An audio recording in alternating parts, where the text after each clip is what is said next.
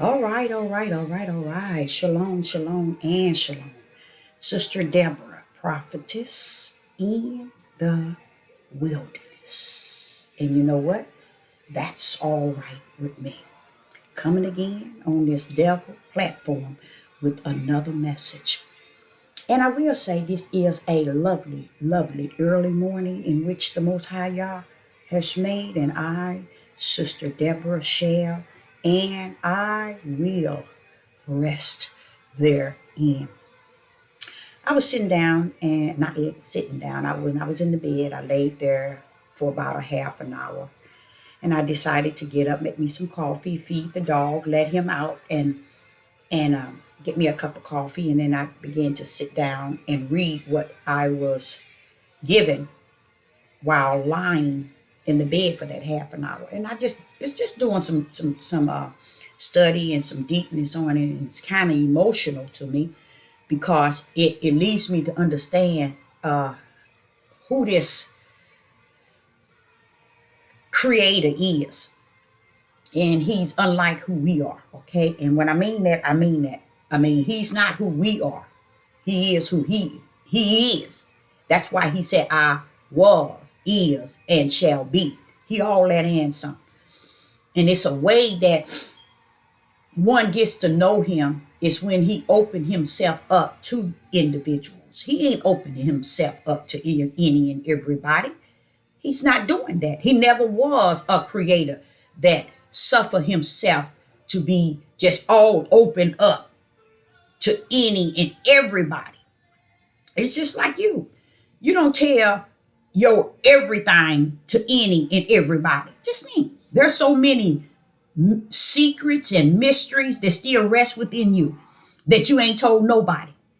That happened to you when you was a little girl, or what you even did when you was a little girl or a boy. There's so many things in us that nobody never knew about or never heard about. We never brought those things out. But with this creator, I sit back and I watch how he is so different than we are. And I just give him praise and honor and glory for him being not us. I could see why he gave us an image of him and the breath, but him himself, he decided when he gave us him, he come in himself to abide in us. You see, his spirit comes in, abide in us, but he ain't given us all of who he is. This half of percent of one he give us, and that is in us. And he teaches us from that end. He comfort us from that end. He bring things to our remembrance. He show us things to come from that end. But let me tell you something. We're lesser than 1% of who he is. Lesser. So you ain't even 1% of who my father is in heaven. Sister Deborah ain't even 1% of who my father is in heaven. I'm sitting here reading this morning, and it's a powerful thing to know even his give and gave of who he is, and how not only have Sister Deborah in time past and even in time present have spoken of him, of knowing him and thinking that you know him so well to the point where you can pretty much execute really much about him, and you really can. Because today, what he shared with me today, don't get me wrong, I love every moment of it and every minute. But to know that, wait a minute, baby, yeah, I created you a lane to run in. Yeah, I created you to be a servant. I created you to be the prophet. I created you to be a chosen one. I anointed and appointed and predestined and ordained you before the foundation of the world. But let me tell you one thing, Deborah. You lucky to have half of 1% of who I am.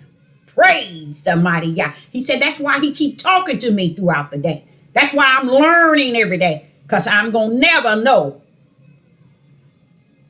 him in his fullness. Nowhere near it. Because if it's 100% and all I know is 1/2 of 1%, come on down. Get in your lane.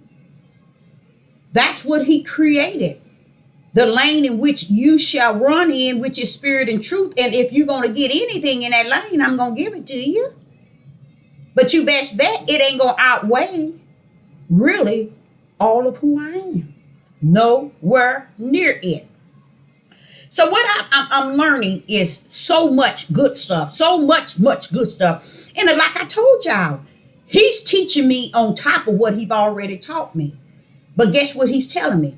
You still don't know no more than less than half of a 1%. 1%. Half of that. How about that? How about that? You see? But what do? Yea, Father Yah. Yea, Father Yah. I don't care. I don't care. I can have a 10% of that 1%. All I know is he has allowed me to know what 0.5% of who he is. And I give him glory and honor and praise. And I'm going to praise him. I'm going to glorify him. I'm going to honor him. I'm going to worship him in that what? 1/2%. 1%. Half of that 1%, I'm going to glorify him in it. I'm going to salute him in it. I'm going to honor and worship him in that percentage in which he has suffered me to know who he is, what he is, and his word. All wrapped up in spirit and truth with the light in the right hand. You see? And you know what? This sister most likely couldn't handle it if he gave me 1%. I probably couldn't handle it. Now, I ain't gonna say, let me bring it down. I couldn't even handle it if he gave me 1%. I can't even handle the 50% of one. Half of that one, which is 1%, 50% of that, I can't even handle it. I'm all over the place. So, it don't matter. Okay? So, I say unto you, I learned something in just, say 40 minutes of doing my little study here. Things that he was saying to me when I was lying down before I got up this morning. That half an hour, I said, okay, I'm going to get in here, get me some coffee, feed the dog, let him out, and do some studying. And I feel good, y'all. I feel good because I come to bring such good news to you all. Some really, really, really good news. Some of it is what he already has taught me. And that's why I said you all might have thought this was strange. When I say I always used to warn it, the people that was in my live chat, if they're not climbing on top of me, I don't want them to be under me. That has always been my problem. I got some issues, y'all. I got some serious issues. But the issues that your sister have is 100, resting in what is righteous. If I am going to be on YouTube and I'm going to be live, if you can't climb on top of me, I don't want you underneath me. How about that? How about that? How you like me now? You see what I'm saying? See, a lot of things, Sister Deborah, I realize even with my children, I sit back and even my family, I think about, hey, girl, do you understand what you saying got power? You know, a lot of people don't understand the ones he's saying that your words have power. Let me tell you something. He talking about that spiritual power. He ain't talking about Satan's new power. And he ain't talking about your flesh power. It has spiritual power. It has power to bring light in the midst of darkness. It has power to show you wrong in the form of what is righteous. You see? It shows you unjust in the form of just. You see, that's that power. That everybody is afraid of. They don't want no part of it. Honestly. And this is what people are afraid of. It ain't so much as it's you. It's not Deborah. It's not what Sister Deborah know and what Sister Deborah have. It's that power. They can't seem to dissect. What is that? Oh no, I ain't gonna. You see what I'm saying? They're afraid of the power. But when Sister Deborah was on live, let me tell you something. I searched, I desire, I got disappointed, I got upset because nobody could spill nothing on top of me. And my desire was you to come on top of Sister Deborah, not stay below Sister Deborah. When you stay below Sister Deborah 3 months, 6 months, 9 months, a year, 2 years, 3 years, 4 years, I don't like that because you're not learning. You're not learning. I'm like you and you like me. You are not you're a higher, nor are you Yeshua. We are alike in the body of Hamashiach. And if my part is, I'm a prophet in the wilderness. I'm out here teaching. So therefore, I'm thinking, okay, so I didn't know I was a teacher, Father. I thought I was a prophet. Why am I out here teaching? I don't know how to stop. I don't know how to get off of one verse. I don't even know how to get off of one word. How do I get out, Father? How do I get out? Sister Deborah never, ever, ever liked the idea of being on this Deborah platform for a whole 2 hours, even an hour. When I started, I wouldn't dare do that. But now I'm like saying, oh, this is just too long because I don't know how to go in. And I have told those that have been on my YouTube, I don't know how to go in and pull out because I see so much in till I creep out. You see? When I get in there, it's hard because I got to creep out now. Because I got in there and been in there too long, so I'm going to slide on out. Because it's just, never would have found myself on this Deborah platform teaching. And if I'm going to teach, it's just like a church. You become a member of a church. You get baptized and now you're a member. Then you join usher board and you join the choir. Okay? Let me tell you something. After 3 months, no more than 3 months. No more than 3 months. No, I said, after 3 months, there should be a change. After 6, pull up and pull out. That means come on top of your pastor and everybody else. See, you don't ever go somewhere and stay there. You go to get the food from the table in which you eat and go out and feed somebody else. And if you ain't called to feed, find out who you are within them 6 months. So when people are on my in my live chat, my desire is not like 99.9 of people on this Deborah platform. You all have seen me say, get off, get off, get off, forget it. They ain't this, they ain't doing this, they ain't doing it. You all took it as something very offended. Because you wasn't of y'all. Because if you was of y'all, you would have sat at the table, ate 3 to 6 months. When this sister come on here, be on top of her, not be underneath her. You see? Not being afraid to be on top of what she said. But when you didn't have nothing to come on top, that lead me to realize what the Father said. You talking to a brick wall. Do you know you're talking to a brick wall? He brought that brick wall right back to me. He said, Deborah, you talking to a brick wall. You ain't caught it? I said, I thought the brick wall was about my husband and my when I was staying in Joy. He said, no, that brick wall is supposed to live and die with you. Praise the mighty Yah.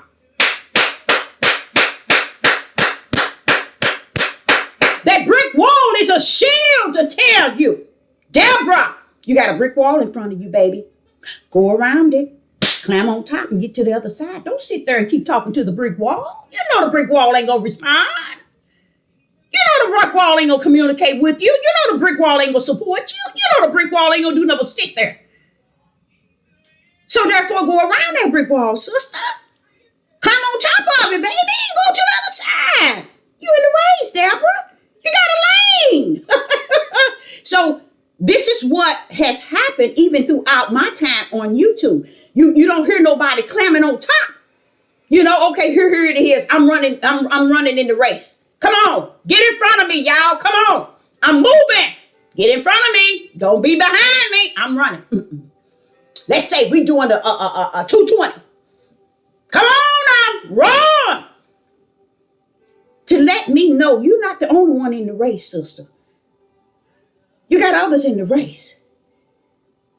And this sister been here since 4 years old. And it's about time she pull over. Pass the baton. Come on now, talk to me. You ain't got the sense. Because the Father ain't chose you to be nothing in nothing. Because what you are is who you are in yourself. You see, people haven't stepped out the realm of who they are. You see, they haven't stepped out that realm. So the realm of who the Father is going to allow to come, now let me say, has allowed tribulation. It's going to pull up in your realm. And you ain't going to know how to work the work of what you think you know. Everything you learn from Deborah, it ain't going to be worth a dime when it come down to suffering from tribulation. Because you wasn't supposed to run behind Sister Deborah. You're supposed to be running in front of her. I always was against anybody to go to a church and stay in there longer than 3 to 6 months. At that time, the pastor's supposed to be sitting down. Y'all didn't know that, did you? Because if that's the case, you never know who the Father is sending to either run in the race or let them run before you. I told you all that over and over and over on my page. Y'all wouldn't even believe when I first started, I always wanted somebody to come on top. That would have made me happy. Why? 4 years old, y'all, I've been in this. 4 years old, I've been in this. You see? So wouldn't you want somebody at 63? Wouldn't you want somebody that's almost 60 years? Shouldn't I be looking for some? Hey, come on, y'all. Wait a minute. I ain't the only one in the race, ever. Father, y'all, what's going on? Why? Because you's a prophet. Because the servants has lacked. I need you to step in the teaching realm. And I'm running the race in the prophet. As a prophet, I'm running in the race as the spiritual teacher. And I'm like, looking to the left and looking to the right. What? Am I the only one in the race? What's going on here? What's going on? You see, you teaching and they still lacking in behind. The more you teach spirit and truth, the more they lack. That is not of the Most High Yah. That is not of the Most High Yah. That realize you in the race alone, baby. You in the race alone. This message is going to cover, it's going to be a little here and a little there and a little here and a little there. But let me tell you something. It's going to bust in and bust out of many of you all.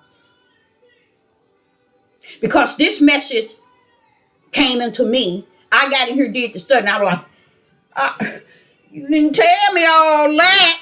No. I'm laying in the bed a half an hour longer after I had woke up. And he telling me this here. And I said, I'm going to go in there and get the Bible. And I'm going to fix me some coffee and sit down and read what you telling me. I got in here and I got, Father, I didn't know that. Wow, Father, y'all. You see? That's because I'm in the race that he have called me. But I'm never at the point where I cannot learn. And that he cannot teach me. I would never, as long as I live, think that the Father don't have the ability to increase my understanding. Increase my ability to learn. All this time I've been on here, and every time I get on here, I tell people what the Father have told me today. Or what he give me. Wait a minute, hold up, sister, ain't you a prophet? Wait a minute, sister, ain't you running a race? Don't you got a lane? Wait a minute, you got all this? And you still a student? I'm going to be a student, live or die. I'm going to still be a student in my grave. So no, baby. With y'all, you never stop learning. You never stop. You see what I'm saying? You live and die with it. You live and die. It's not like you joining a church and you feel you got to live. You're going to live and die in this church because you love your pastor. You love your assistant pastor. You love your members in that building. You love your church. If you loved and you knew, first and foremost, what love was and what the church really is, you'll realize you've been clowning all your life. Monkeying around. I had to throw that in. That's a little spirit and truth.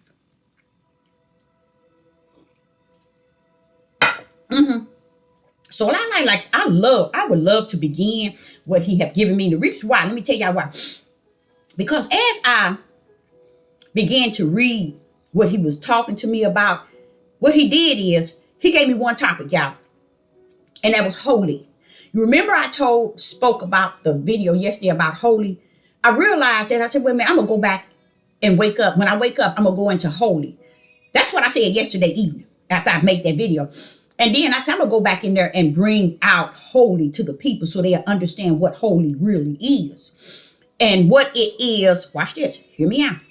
And what holy is once it's detached to the flesh. When holy is detached to the flesh, it becomes the lowercase Holy. When holy is detached to the spirit, it is the spirit of Yah. He that is holy is his name.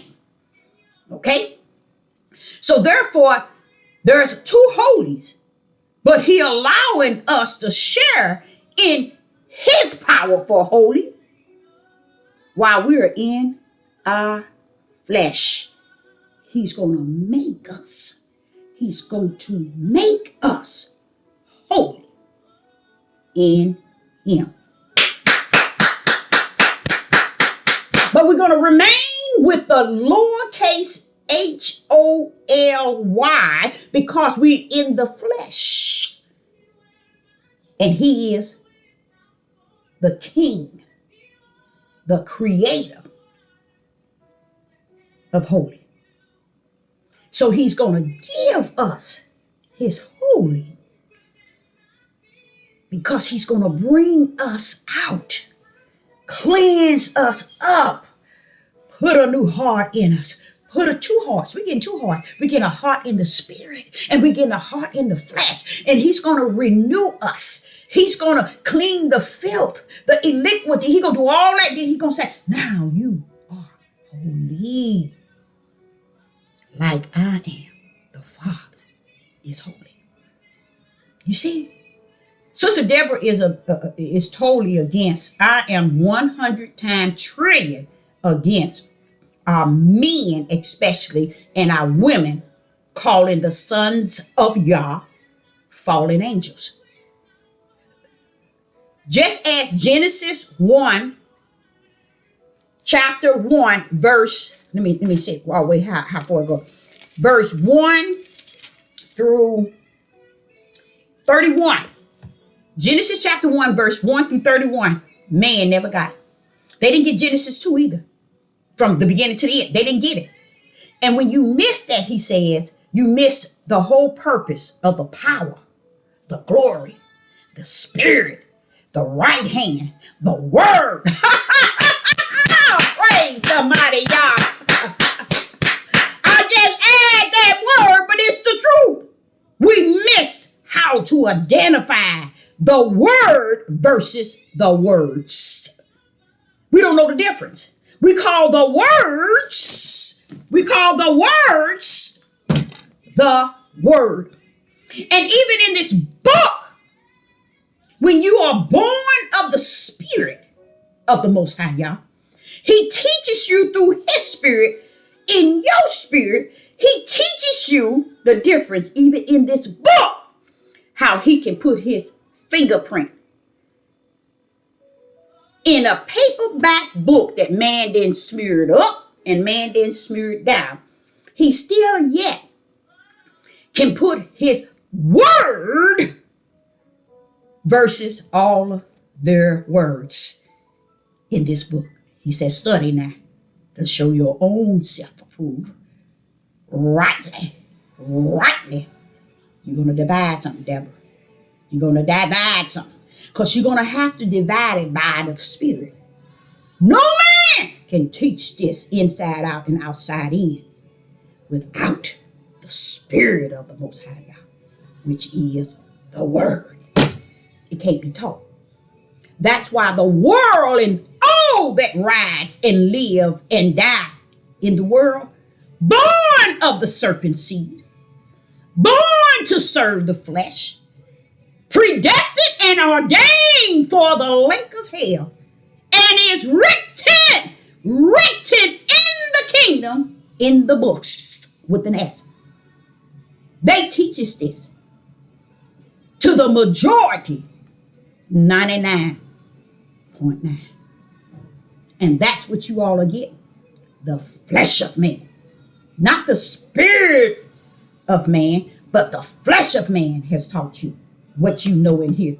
And you never allow the spirit of the Ruach to come in you and teach you from that end, because you couldn't see, you didn't have patience. You didn't have that, what you call faith, fear. You didn't have that righteousness resting in you. You didn't have spirit and truth. You didn't wait and tarry for spirit and truth, which is the Ruach HaKodesh. You just took off. Oh, I got it now. I can read this and this. And that's what they teach. That's how they can get that. That's how they can ride on the black horse called polygamy. They can ride on the black horse called iniquity. They can ride on a black horse called abomination. They can ride on a black horse called homosexual. They can ride on the black horse called unrighteous. They can ride on the black horse called unjust. They can ride on the black horse called wickedness. They can ride on the black horse called, whose head is called evil, Satan himself. You subject to be born with no doubt riding the black horse as the serpent seed. Now, let's get into this that the Father gave the prophetess this morning. I'm eager to do that. First and foremost, he clammed on top of me. He clammed on top of me this morning, y'all. He said, let me give you a little something. Come on here. Get in there. Get your coffee. Get your book. I'm finna bring you the word. See, when Father talked like that, he didn't need the Bible. He didn't need the Bible to teach me or show me, reveal things to me and show me things. He didn't need this book, the Bible. He didn't need this book. He spoke to me in my spirit. And first thing I said, oh, I'm running to get the book. I'm going to look it all up. But he had already spoken to me. So when I got to the table, got my coffee, fed the dogs, let them out, guess what? I got more than I bargained for. Now, how you like him now? Let's go. I want you to all to first and foremost understand that he clammed on top of me big time. He clammed on top of me, what you call big time. And the reason why he did that is because he do that all the time. That's why he did it. He do it. Let me look up this here right quick. He does that all the time. Yeah, he do me like that all the time. So I'm so used to it, but it feels so good. Praise the mighty God. It feels so good. I can't say nothing. Okay, let me look at this right quick. But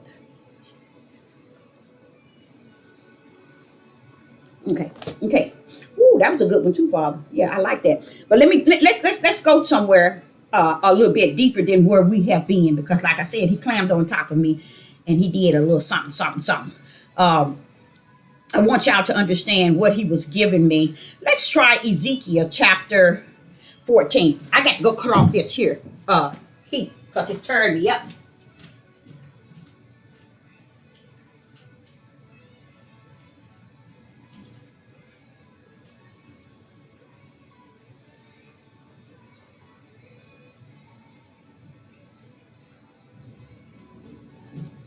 Yep, I had to cut this heat off, y'all. It's what you call cooking me alive. Let's go to Ezekiel chapter 14 to 3 through 6. I'm going to wait till you get there. Ezekiel chapter 14. Where I'm going? Where you take me, Father God? Ezekiel chapter 14. Where are you taking me?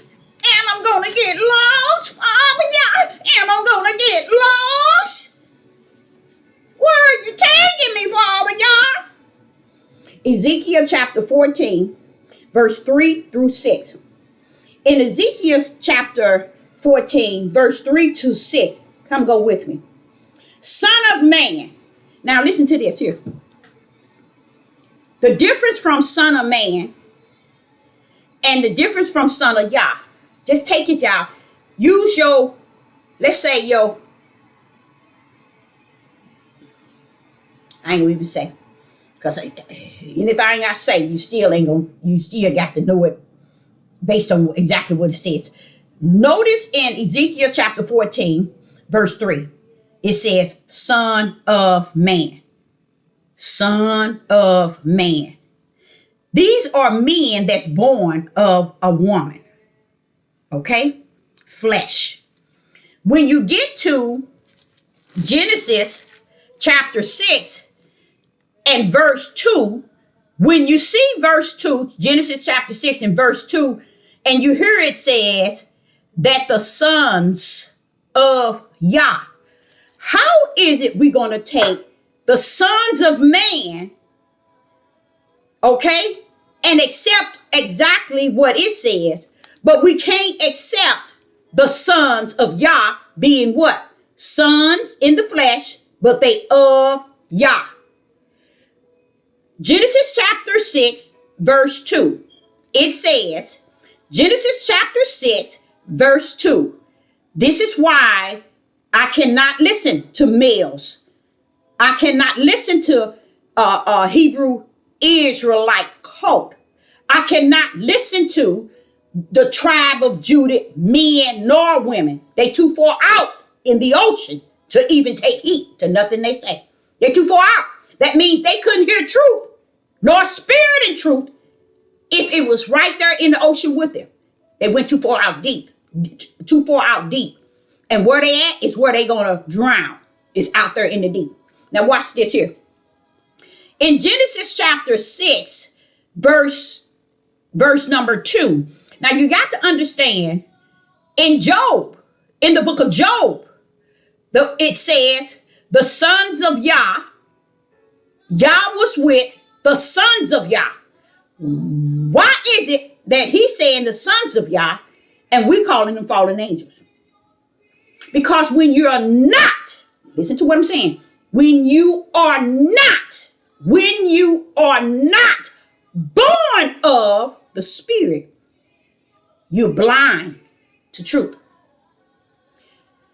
Throughout times, years, I've known who the sons of Yah was when I was coming up, before I even reached like the teenagers. I knew who the sons of Yah. Why? Because he taught me what took place before the foundation of the world. There, what was taught me who's who and what's what. So when I get into this book, I can separate the sons of Yah from the sons of man. You see?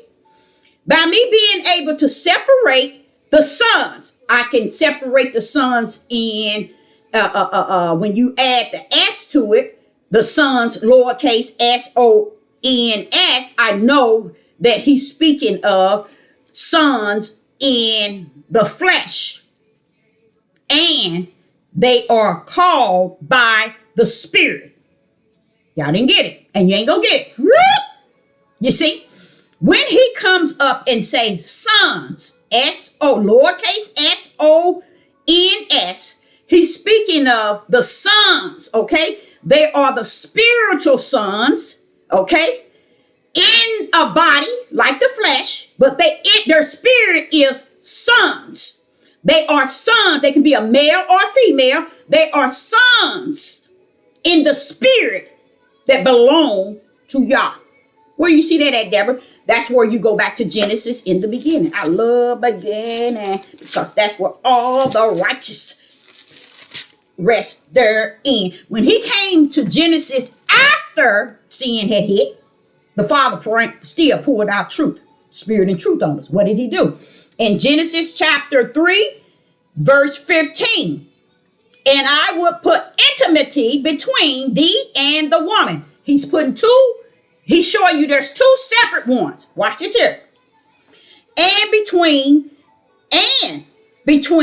thy seed and her seed. Both of them are going to have a seed. Seed represent spirit. Hallelujah.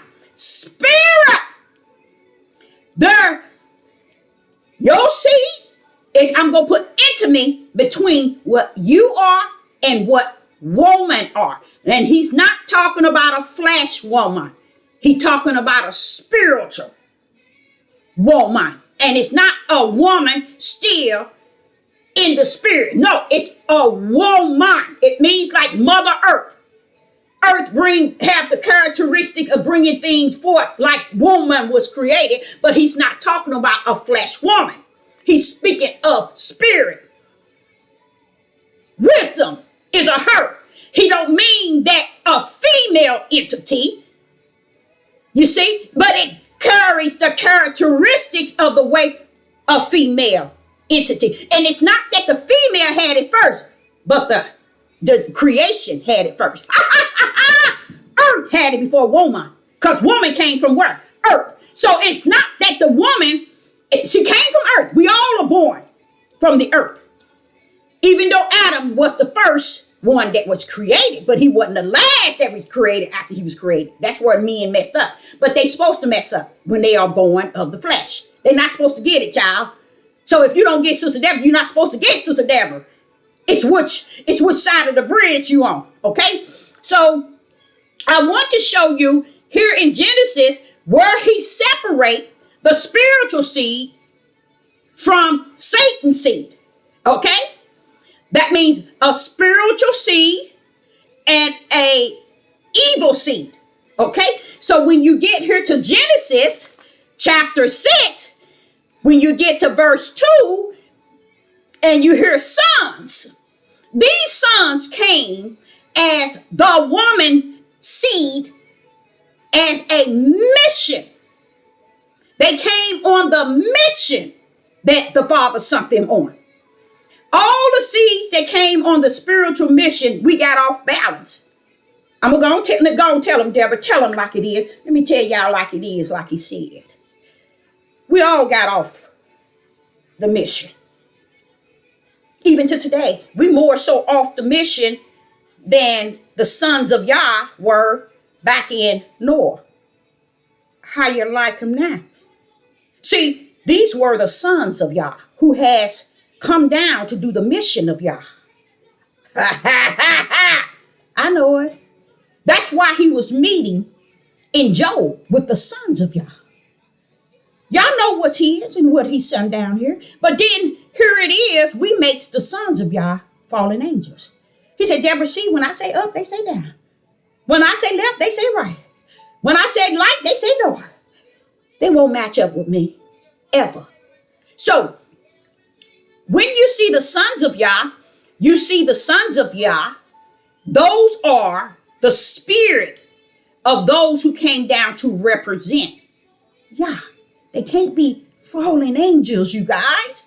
But the way the Roman Catholics, which the Father says to me, Deborah, a lot of it is the Roman Catholics smearing this book. And that's how the world is the way it is. But all the spirits of Satan followed the world and followed the Roman Catholic way of ruling the world. The book was already there. If they did not see it, it's because I didn't give them the eyes to see, Deborah. If they did not hear it, because I didn't give them the ear to hear. So they got to hear what Satan got to say, because I didn't give them the spiritual ear, nor the spiritual eye, that they may see I, the Most High Yah, word. So that's why they can't hear the word. They hear the words, but they can't hear the word. That's why they can't see what I keep telling y'all. Don't y'all see it? Y'all don't see what's going on? What? Oh, I'm in the wilderness saying all this, and you mean y'all can't see it? He said, this is why they can't see it. Because they are not the sons of Yah. They're not the spiritual ones that I've sent down. Now, this is what happened. The sons of Yah comes down to do the mission of the Most High Yah. But what happened? We all failed. Why? Because when Satan came down, he came to deceive the whole world, even the sons of Yah. Praise the mighty Yah. Praise the mighty Yah. So when you come up on Genesis chapter 6 and verse 2, the sons of Yah, Yah already put a seal on them. That means you can't say, you can say, call them fallen angels. You can call them anything you want, because you made a lie out of the truth. The truth of the matter, these were the fallen angels that got detached to the sons of, detached to what? Verse 1, Genesis chapter 1. And it came to pass when the men, see, men, y'all been getting away with since the beginning of time. And the Father said, look at the world now. This is a man's world. Yes, it is. And it's Satan's too. So if it's the man's world, it's not. It's Satan's world too. Isn't it written that Satan comes to deceive the whole world, which is man? You're going to get in trouble, Deborah. You're going to get in trouble. See, they don't get that. They don't get that, y'all. They don't understand that. So watch this. So the Father is saying it's the men in Genesis chapter 1, Genesis chapter 6. In Genesis chapter 6 and verse 1, it's the men. It's not the sons of Yah. It's not the giants. It's the men. They use their daughters to be sex traffickers, selling them. And when my sons that I sent down there to do be about my mission, when they saw that the men were selling their daughters and that their daughters were fair, they took as many as they pleased. But why were these men allowing their daughters to go out like this? Because sin had hit the earth in a way. Because my smart mouth like that, okay? If you already knew that from heaven, what was going to happen, why did you create it and then end it at the same time? To me, this is me when I'm in the wilderness. I'm allowed to ask all this stuff. I don't know if y'all know nothing about that, which I know you don't. I'm allowed to ask that. He said, this is why. Because as you continue to read, I said and I said in verse 3, Genesis chapter 6 and verse 3, and Yah said, my spirit shall not always strive with man, for he also is flesh. See, his spirit he called the sons of Yah. You see, that's who you see in Genesis 2. Genesis chapter 6 and verse 2. You see the sons of Yah. But then the Father called it out. Listen to what he said. And Yah said, my spirit. Because he knew that they were born of his spirit and not Satan's. But he said in verse 3, and Yah said, my spirit shall not always strive with man. Why? For that he also is flesh. See, Yah's spirit that's born of the spirit, we are born. Sister Deborah is born. Deborah can cut up, y'all. You see what I'm saying? But I am the son of Yah. I'm a servant of the Most High Yah. I come down here born of the spirit. That's what took place in Genesis chapter 6. Those that were born of the spirit got detached so bad with the sins of the flesh of men that was born of the serpent seed. To the point, no fallen angels got nothing to do with this. Because if fallen angels got something to do with that, that's why they monkeying around today saying fallen angels, because they went and turned this upside down and made it out a lie. And now here today, Yeshua standing up ministering to all his disciples. Yeshua ministering to all his disciples that the Father had given him. Yeshua ministering to all the disciples that the Father has given to them to bring up the day of Noah and to bring up the day of Lot. And we still kicking it down as a lie. Because Yeshua never said it's going to be like the days of Noah when the fallen angels and the giants was present in the land. He didn't say nothing about the fallen angels, nor did he say nothing about what? Giants. But what did Yeshua pull up and say? Man is going to be given women away Wives taken. Wives identical to what they're doing here. He spoke that thing. He spoke strictly 100 times 100 billion truth. Exactly what was taking place. They lied, y'all. They lied. They lied. And they took that lie by running and getting Enoch and hear his lie.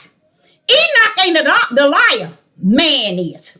Man has always been the liar on the earth. That's why y'all separated man from woman. But when he see you in heaven, he see you with the image like unto him. Not a male, nor a female, not black, not white, not Jew, nor Gentile. He see you in the spirit. And the spirit only. You mean he ain't gonna see her, she? No. That's why a lot of women is gonna make it to the promised land. The number is gonna be a lot of women. Men have went in this Bible and they have made everything about man. So the Father said, I allow them to do that because I sit back and I explain how I'm going to destroy them and how they're going to, the judgment is going to be strictly on them. So I let them cut up on the floor.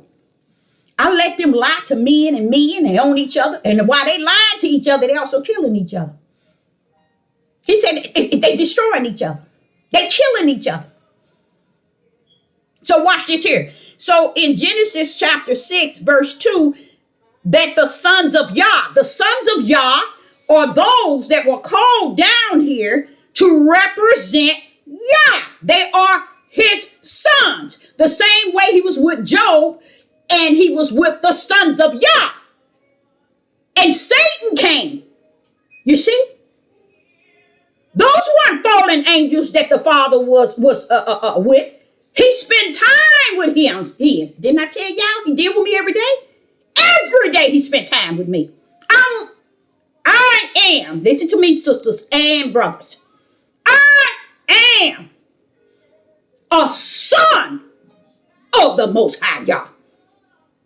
In him am I that. In you I am nothing. You see? So what did he say in verse 3? Genesis chapter 6 and verse 3. And Yah said, my spirit shall not always strive with man. He's telling you two things, women. He's telling you two things, men.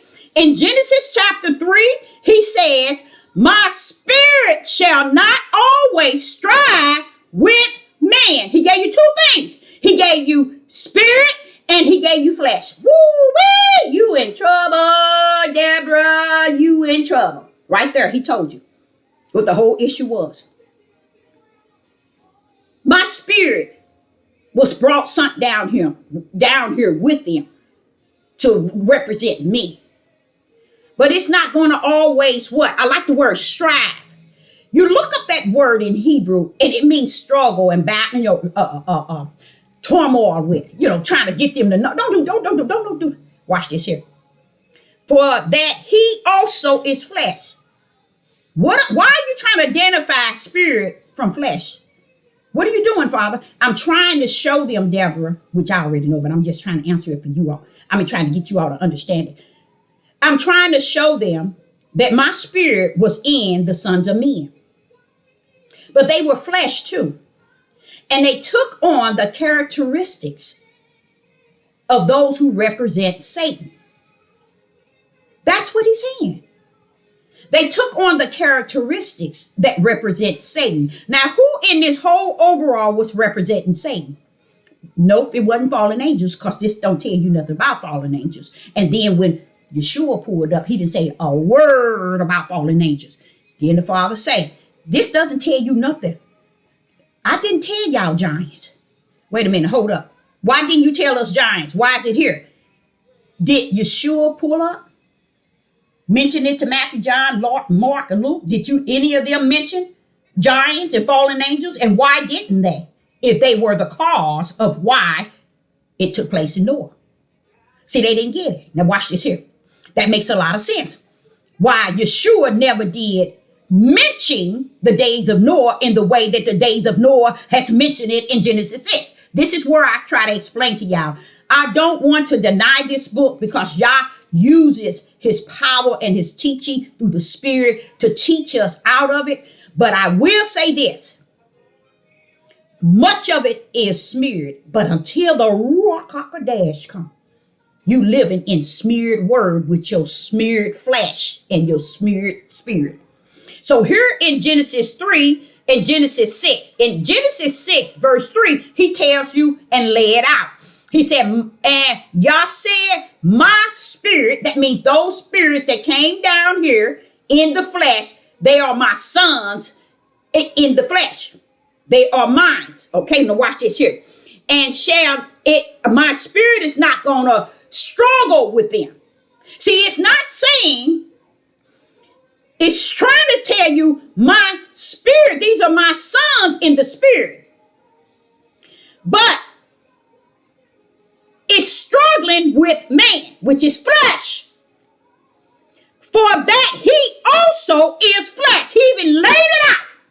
My spirit shall not always struggle with man, for that he also is flesh. Sister Deborah is spirit, a son of Yah, but I'm also flesh, and I have sinned, and sinned. But the Father said he's not going to struggle with my sin. I got a way to deal with that. Now watch this here. For that he also is flesh, yet his days shall be 120 years. I'm going to give him 120 years, okay, to do the things in which he is doing. That 120 years might give him time to go right back and do the things in which he has come down here to do in the spirit. You see? But he letting you know when it come down to him taking all these wives and doing all this, I'm going to give him 120 years in his flesh of doing all that Satan have deceived him to do. I'm only going to cut it down to 120.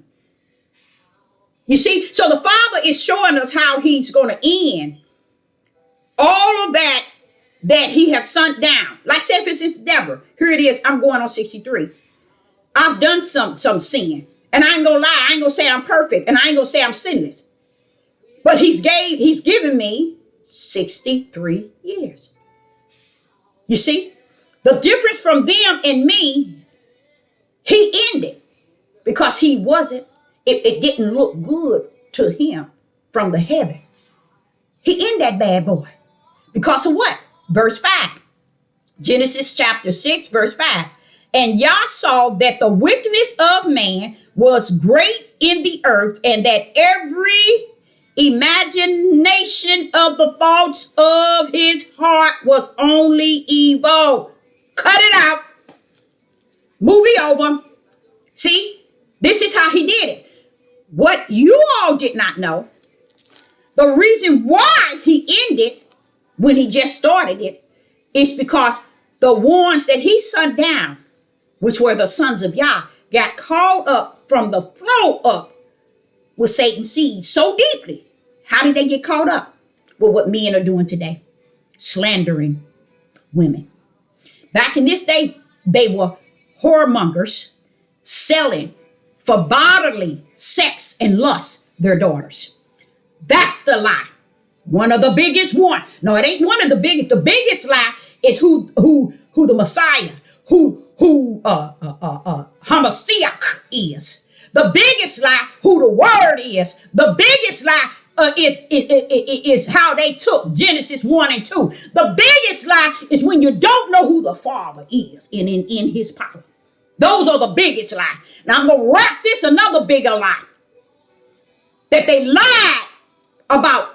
He destroyed the world this way, then had Yeshua to bounce off of it.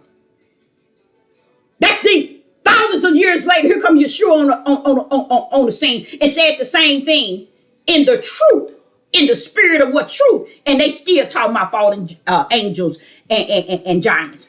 Giants, the Father say, didn't have nothing to do with what he did. Nothing, none whatsoever. It was what man done. Just like what man did in the garden by disobeying that one law and that one commandment. Men still don't get it. But that's okay. That's what this topic is about. Let's rumble. Okay? Now, let's go now to Ezekiel. Back to Ezekiel chapter 14. This is what this book is going to cover. And I'm going to show y'all a whole bunch of things of why the head, and you know what? I better not say that. Okay, I better not say it because he ain't saying it. But I'm going to say it. And you wonder, no, you ain't wondering. The judgment of the Father is right. And I'm going to show you how I see it from the wilderness. You know how Sister Deborah would go out and into the highway and lay on the ground? That's what judgment is at. It's laying out. So everybody can see. Plainly seen. Plainly seen. The judgment of the Most High God is laid out. It's plainly seen from the four corners. It's the judgment of Yah. All the angels can behold the judgment of Yah on this earth. And the people on this earth cannot even see it. And I give him glory and honor for allowing me to see it. Yet I continue to get confused because I wonder why anybody looking at it. Why anybody seeing it? Okay, now tribulation has also stepped on the scene. And I'm like saying, Father, come on now. They don't see it. They don't see it. Father God, come on now. They don't see it. Now watch this here. When I get to Ezekiel chapter 14 and verse 3, we're going to go down to 6. In Ezekiel chapter 14 and verse 3, Son of man. Now, do you see that son? That S is capitalized because it starts a sentence. But it's talking about flesh. How about that? How about that? It's talking about the sons of men. Okay? These men, see how they said these men? You see the son of man. No. Let me get that right. The son of man is speaking to someone he has sent, which is his prophet. And he calling him son of man. These men have set up their idols in their heart. This is why you all can't break and shake these people. This is why people follow what you call Pastor Dow, T.D. Jakes, Cliff O'Dollars, Eddie Long, and all these heathens. I don't even look, honestly, y'all, I don't know. I'm just going to say it like I know it, like I feel it, and I know it. I don't look at these heathen and these Europeans pastors as anything outside of nothing. How about that? How about that? I don't look at this. That's my calling was for the tribe of Judah, not even the whole house of Israel. So when I'm going to the wilderness, anything outside of what Yah is giving me and telling me and teaching me, get kicked to the curb. Don't mean nothing to me. Okay? So when I'm talking here in Ezekiel chapter 14 and verse 3, let's read. Son of man, these men, see, he's dealing with men. And what they said and they tell y'all, this is our history. This is our book. This telling us about us. I'm going to tell you where you know if you are born of the spirit or if you are born of the flesh. This is one way. If you are born of the spirit or if you are born of the flesh. If you are born of the flesh, you come as the seed of Satan. If you are born of the spirit, you come as the seed of the woman's seed, which is spirit. Okay? This is a difference. This is the two. The two come from where? From above. From above where, Deborah? From the heavens, from the kingdom. That's the way he orchestrated it, okay? That's what you see in Genesis chapter 3 and 15. Him coaching Satan that you're going to have your seed and I'm going to have mine. How about that? How about that? Yeah, you're going to tamper with the heel. The heel represents the steps that heavens has ordered for that woman seed. That's what the heel represents. Steps. You walk with your heel.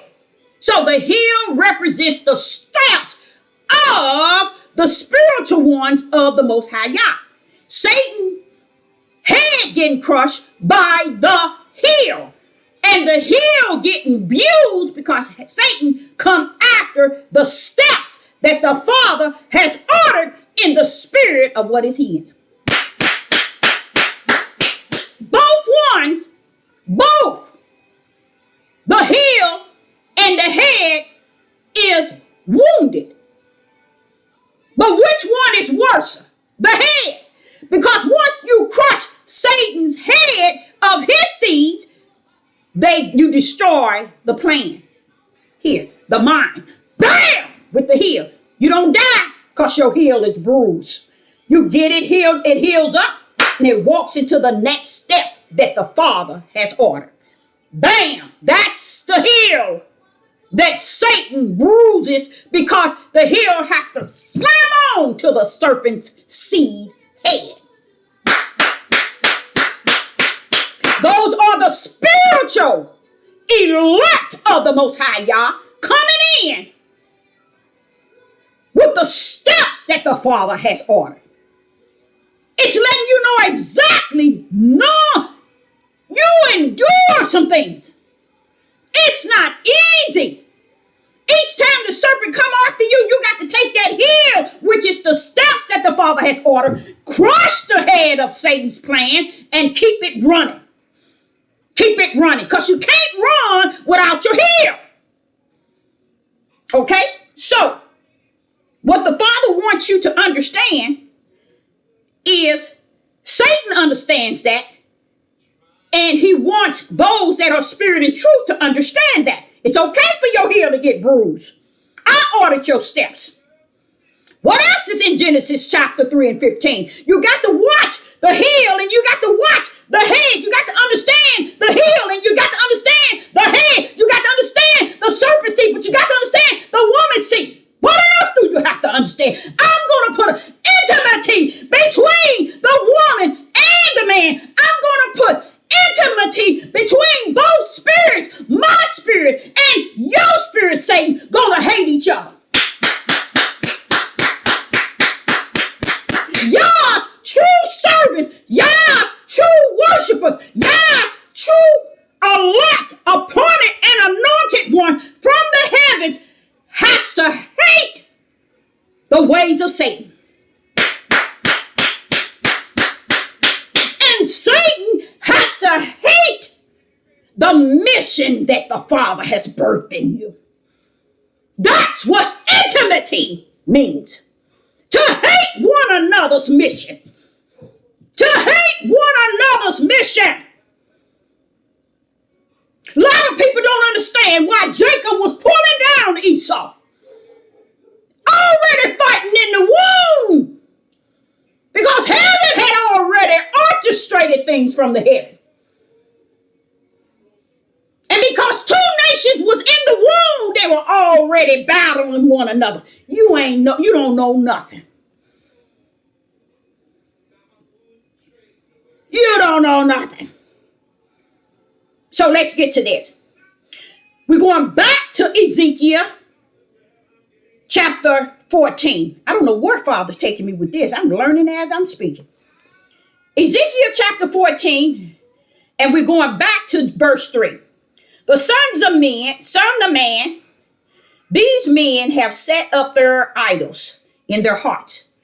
Women, men of the Most High Yah.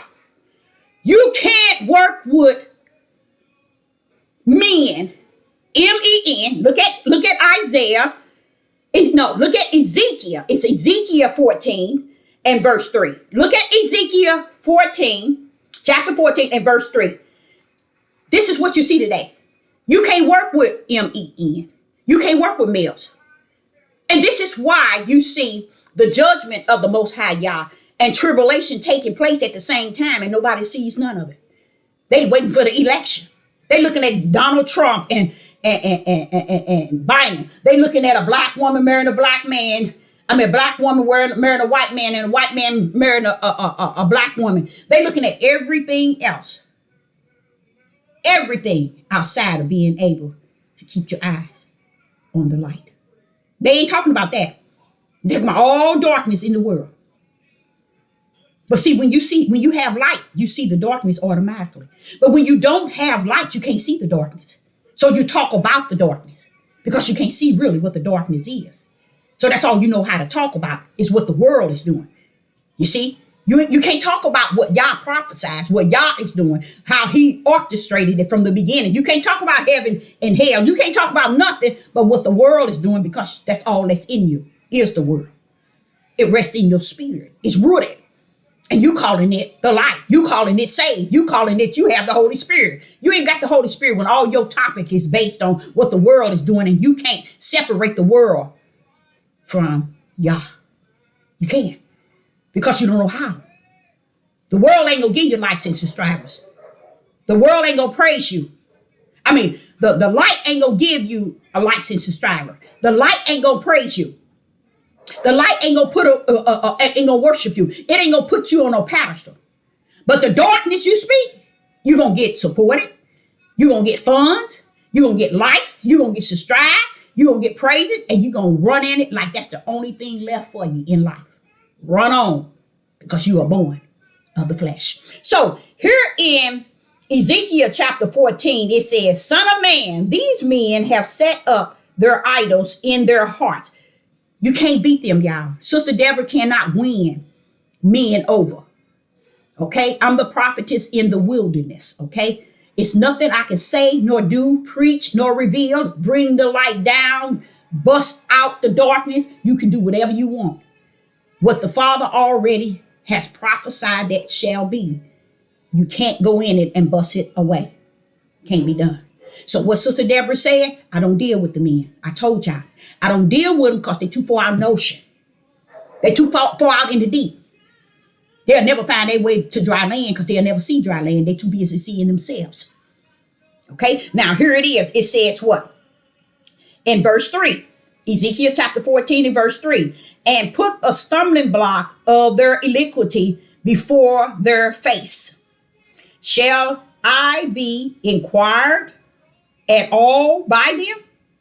Should I be required at all by them? What he's showing you, this is what our men has done today. Ezekiel told us back then, along with Jeremiah, Isaiah, Daniel, all of them been warning us up until today. The prophets are very few, but they have warned you.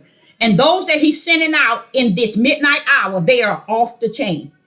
I have not ran up on them to the point where I can salute them as the one, but the father-in-law told me they are out there. So I respect the fact that they out here.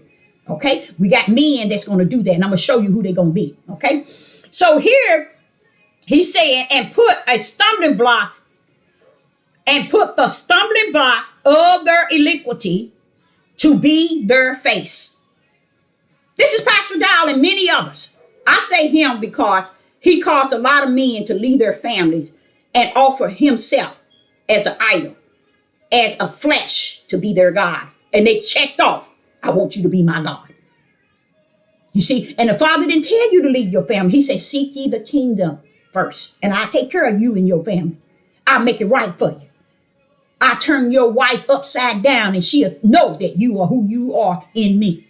But you first, men, you have to seek me first. But what do? They run, woo, let me get to another man. A man raising a man. Now, wait a minute, how can a man raise a man?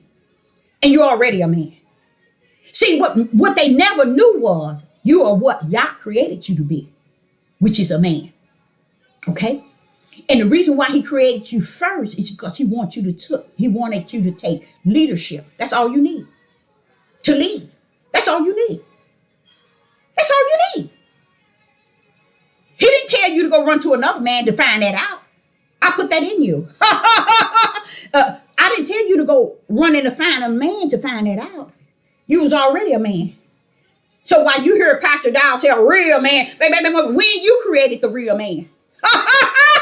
Tell me heaven didn't set real man down. See, that's a fool. That's a fool for you. When somebody can tell you, real man, yeah, I'm a man, and a real, baby, that's not what a man is. A man take care of his business, not his lust. A real man seek ye the kingdom, and not your loudmouth tail. That's what a real man is. A real man hear the voice of the Most High Yah, and he follow Yah, and not you. See, they don't know what a real man is. You see, I don't know where these people getting this trash, but I know where they're getting it. Really, honestly, I'm just saying I don't know. Let's continue. I like how it said in Ezekiel chapter 14, how it's speaking of me. Man, I just heard somebody the other day talk about how men has always led, but look what the world become. See, they don't think of it like that. They won't. Why? Because the way the Roman Catholic did it, let's put the error in woman. So we could always turn and say, woman did it, we did it. Woman did it, we did it. But the word you know that's a lie is watch the whole world from the beginning. Go back to Roman time. Go all the way back and bring that bad boy up and see who ruled the world. Who rules it now? Men. But what bothers them, the only way we can get out of being so wicked and evil and loaded with iniquity and loaded with sin and loaded with abomination and loaded with homosexual and loaded with sin, what do Will Smith do? Marry a woman. What do Dwayne Wade do? Marry Gabby. What do Will Smith do? Marry the beautiful woman. See, they marry these women to hide their sin and wicked and iniquity and lust and abomination. How do they hide it? Behind woman, like Adam did, that woman. See, y'all missed it. You missed it, you missed it, you missed it. And you're still gonna miss it because you were predestined and ordained to miss it. Okay, so here in Ezekiel chapter 14, I love it because it's layering out men, male. I know it, they ain't gonna teach y'all like that. See, these pastors won't teach it like that. You hear this Hebrew Israelite, this is our book, this is our history. Ooh, and I said, Father, they claiming this book to be their history. They said this is for them, this was for them. Have they not read the things that has been said? No, they haven't. Because if they did, they'll realize you the ugliest man on the face of the earth, from Genesis to Revelation. If they have read the book that speaks of them. Say the Most High God. If they read that, Deborah, they will learn truly that they are the ugliest males that ever stepped on the face of the earth. But they won't read it like that. They won't read it. And the Roman Catholic went in there and make sure they smeared it so they'll never be able to identify their ugliness. Whether it's Greek nor Gentile, or even Jews, especially Jews who said this book is theirs. If this book is yours, every woman and man should know by now, we are the ugliest people on the earth. If, and only if, you read this book, you don't even need the Holy Spirit to identify that you are the ugliest people on the face of the earth. This book here, if this book is your history, it identifies how ugly you have been since Genesis all the way to Revelation. It tells you. But the men never own it. The so-called true Jews, they won't own this book. They won't. That's why they don't believe Deuteronomy 28 has an end game. They don't teach it. They don't preach it. They don't go through 28 to the end. Oh, they ain't gonna teach you from 16 all the way to the end. Deuteronomy 28 verse 16 to the end. They ain't gonna teach you that. They ain't gonna teach you Genesis to Revelation talking about the men, the males of the house of Israel. They ain't gonna talk that. They ain't gonna dare teach you that. That's the history though, they say. They ain't gonna let you go there. Because the truth of the matter, use the ugliest males on the face of the earth. That's why I don't bother Gentiles and heathens. Because I pulled up on Father. I said, Father, what's this about? And the heathen shall know, and the heathen shall know. You don't talk so harsh about them. What's going on?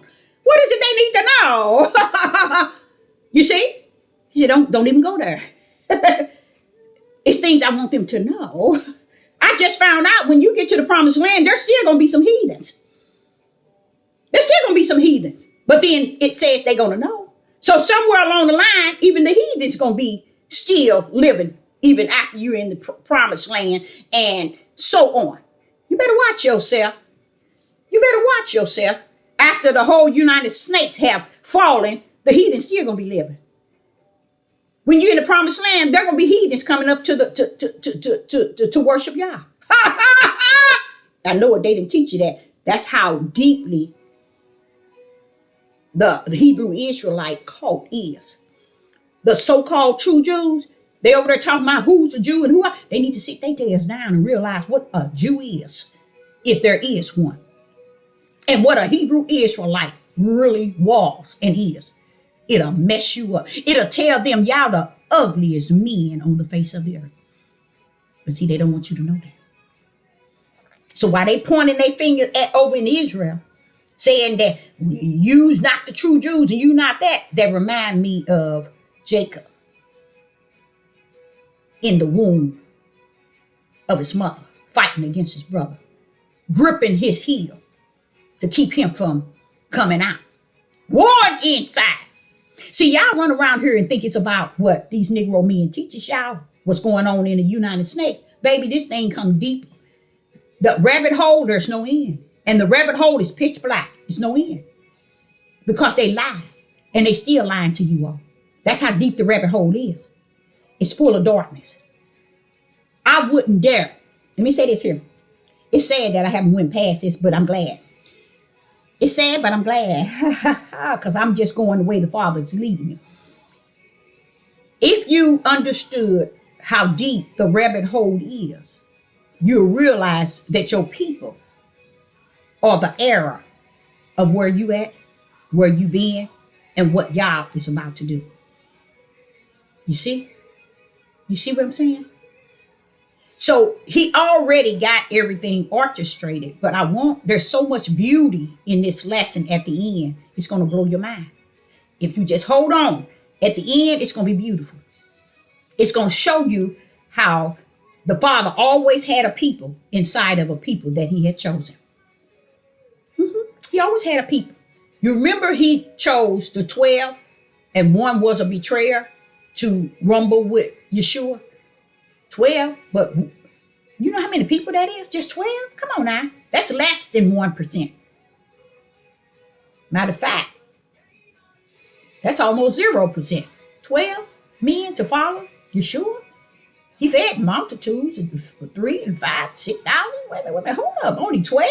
See, y'all always deal in the number of narrow. You see? Y'all always deal in the number of narrow. So when he chose a people, okay, he said, wait a minute, just because I chose this people, I got to take the spiritual people out of this people. Because the people are knitted, the spiritual one got lost in the world of Israel and Judah. I got to pull them out, and this one here going to remain. But the ones I pull out is going to a place. It's called a small remnant. It really is small in the eyes of Yah, not your eyes. Because right now, flesh and blood, let me show you how the ignorance of men here in the world today. I told you, they are the tribe of Judah is the ignorantest man on the face of the earth. Because if you multiply, you take 12,000. That's why you can't take that number. You take 12,000. The reason why you can't take it, because it's probably most likely lesser than that. But you take the 12,000 and realize, wait a minute, out of all the tribe of Judah, okay, around the world, not in the United States. He ain't taking 12,000 out of the United States. He taking 12,000 out of the whole world of Judah. That's mean melanated us. That's 1%, if that. And we out here teaching and preaching on curve, cursing and calling ourselves representing him. And we not even coming out. You tell me that ain't deep. Why we are not? It's because you didn't understand what Genesis chapter 3 and 15 said. He told Satan, I'm going to give you your seed and I'm going to have mine. Then he poured up in what you call the new, which I'm not a new or old. I think it's all wrapped in spirit and truth, meaning in the bosom of my Father, to tell you what this book is saying. So when you see Yeshua pull up on the scene, okay, and he's sitting here telling you the things that he's telling you, it's counteracting. It actually is defeating the old. It really is. So what they best thing to do, if we can't go back and live the old because the old was so wicked and evil, then we'll disclaim the new. We'll say Paul ain't right. We'll say Peter did this. We'll say this. See, and they can't see what it's saying in the spiritual realm. They can only read it and assume that it is what it says based on what they can read and see and understand. But truth and spirit and spirit and truth comes with what you can't see, but yet you believe. So when the Holy Spirit comes in you, he teaches you the power of what you're reading. He brings the light out of the darkness of what you're reading, because we know that it has totally been smeared, okay, to the point where the error of sin rests on the woman. Look how 6,000 years they have taken the sin to rest on woman, and the Father say that has always been a lie. And he said it is even in the book explaining what took place, but instead they insist on being out far in the deep ocean and taking it in a way that allowed them to be the way that the world is today, that has caused the judgment and tribulation to be as heavy as it is because of that man, not that woman. Okay, so as you see in Ezekiel chapter 14, and we get to verse 4, therefore speak unto them, he's telling the prophet Ezekiel to speak unto them and say unto them, thus said Ahiah, every man of the house of Israel that setteth up his idols in his heart. That's Pastor Dow's, y'all. Gino Jennings. Oh, y'all, it's a lot of darkness behind him. A whole lot of darkness. Eddie Long, T.D. Jakes. Look at all these years. Look at all these years, y'all. T.D. Jakes. See, these are people who have idol in their hearts. Eddie Long did it for years. Idol in their hearts. And then you see all the people in Hollywood. The Father finna lay them down right on the table of judgment, right in the middle of the highway. They are being laid out. And then you always say, oh, the heathens and the Gentiles and the white man bothering them. No. Father said, Deborah, stand on that mountaintop and proclaim righteousness and truth. The truth of the whole matter, even to today, he says, the Father says, all that they see that they Negro men has done and is done, they're going to always see them laid out on the highway of judgment and stand there and say, the white man, the heathens, and the Gentiles are doing this.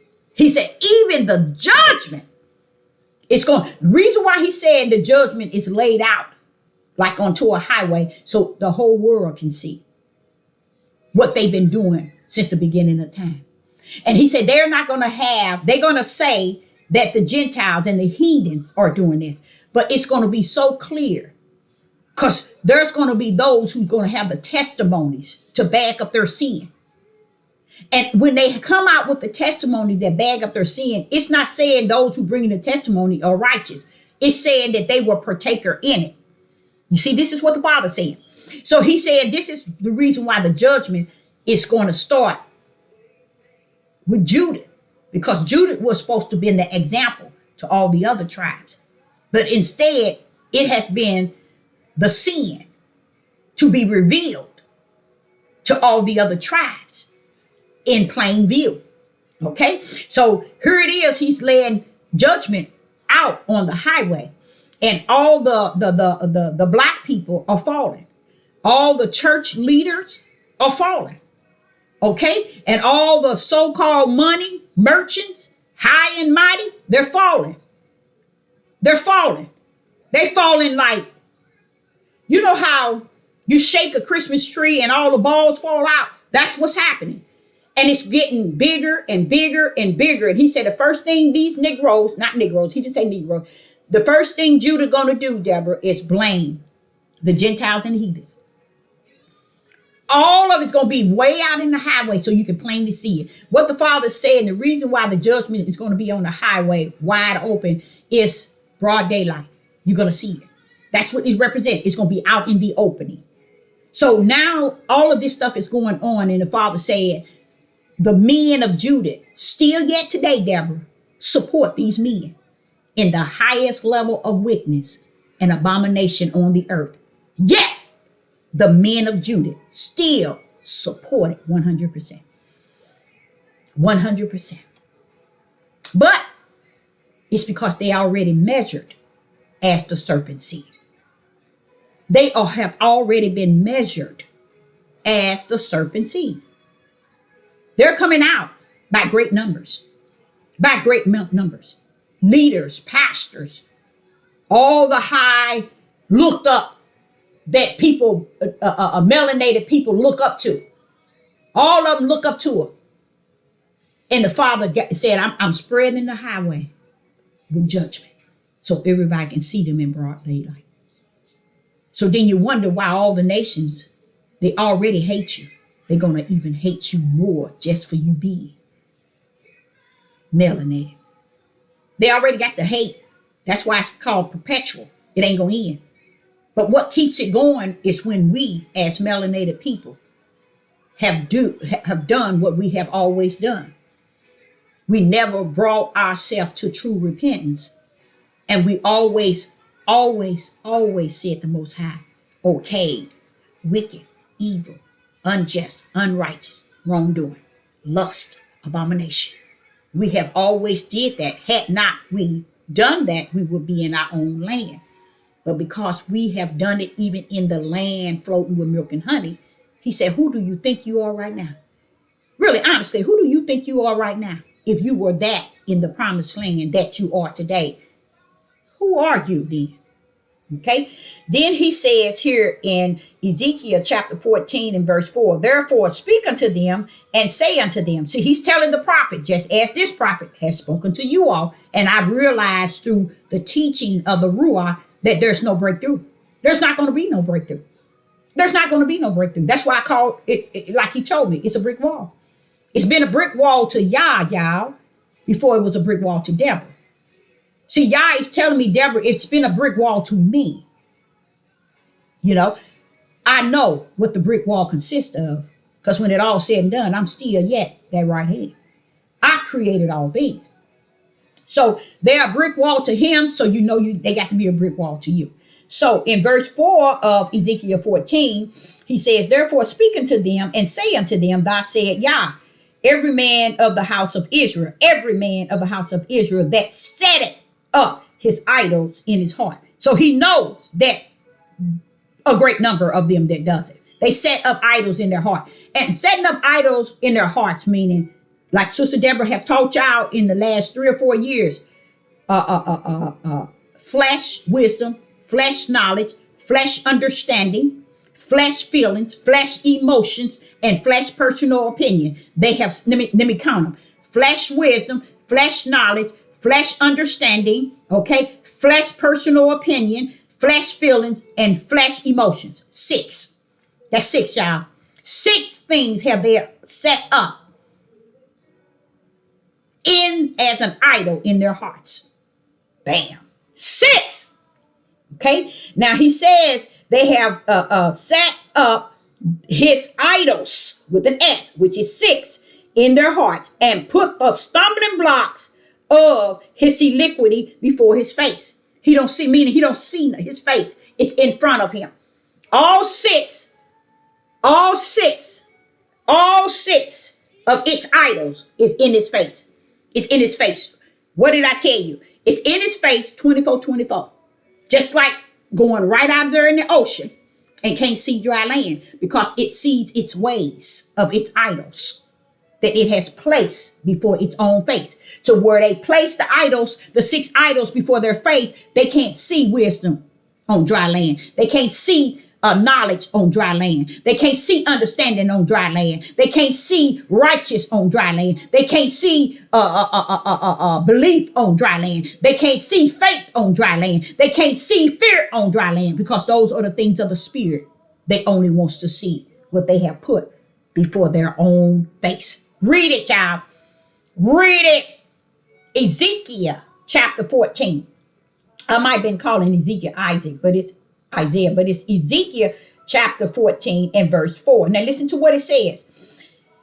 And he set up his idols in his heart and put the stumbling block of his iniquity before his face. That means you can't tell him nothing, y'all. That's why I was saying to y'all, the Father is so real with this brick wall. You can't tell these people on this devil platform, especially 99.9. You can't tell these men nothing. They so They so detached to unjust and what is wicked and evil. It's off the chain. I don't have to say that as a prophet. Ezekiel had to say it based on Yah telling him what is seen from the heaven. Okay, watch this here. So he's telling this to the prophet. And he said, and comment, listen to this. Listen to this again. Ezekiel chapter 14 and verse 4. Therefore speak unto them and say unto them, thus said Yah, every man of the house of Israel that set it up his idols in his heart, and put a stumbling block of his iniquity before his face, and cometh to the prophet, and they cometh to the prophet. I, Ahiah, will answer him that cometh according to the multitude of his idols. I would answer him through the prophet, but will answer him that cometh according to the multitude of his idols. Meaning I'm going to speak to his sins.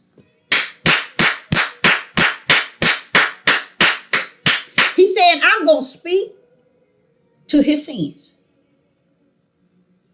Okay? So go to verse 5. That I may take the house of Israel in their own heart, because they are all entangled from me through their idols. Now listen to what he said in verse 5. Ezekiel chapter 14 and verse 5. That I may take the house of Israel in their own heart, because they are all entangled from me through their idols. Y'all serving an idol god, which is man. I told y'all that. And the man's idle ways and his iniquities is before his face. You're not going to be able to pull those idle things from this man. You're not going to be able to pull the idols that man has placed before his face. Move. You ain't going to be able to move it. It's already before his face. And when it get to the point where it's before his face, it's in his heart. You see, it's already rooted in. You see, that's how deep it is. It's already there. It's his idol. He wants you to idol him. And you all thinking you never understood the worstest thing that Israel could do to the Most High Yah was idol gods. And you did like unto yesterday. You done it again. But he said worse. So today you got your idol God. So I give you TD Jakes. I let you get TD Jakes, Eddie Long, Clifford Dollars. I let you to get all that it wants, because it don't want the spiritual servants. It wants the idol God that in his face is his idols. And you wants to follow him. And nothing in his face is spiritual but idol. Okay. Now in verse 5 it says that I may take the house of Israel in their own heart. So he's going to measure that heart, because they are all entangled from me through their idol. Now, when he's saying all of these things are being said, it's showing you a great number. So when you hear Sister Deborah say 99.9, believe me, it is no play. Okay? Because you got to understand what that 99.9 is in the eyes of Yah, not in the eyes of Deborah. Okay? So when I'm saying it, I'm trying to bring you into a spiritual realm of the multitude is just like the broad gate. It's going into the way. Okay? Those books, BOOKS, that has those that's going to the lake of fire. That's why so many of them. And then the Lamb book is just one. You still can't see. Y'all don't want to figure that thing out. Y'all don't want to bring spirit and truth to the reality. Why you got books going to the lake of fire, but got one book for all of those who's going to have eternal life? It doesn't make sense, but it does make sense in the spiritual realm. Okay, so verse 6.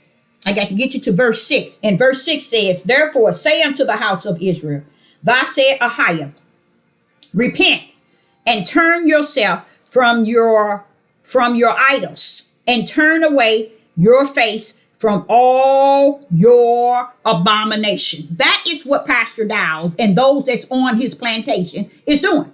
They're doing a lot of abomination. Now, why is it Yah got to be a liar and the flesh of man got to be true?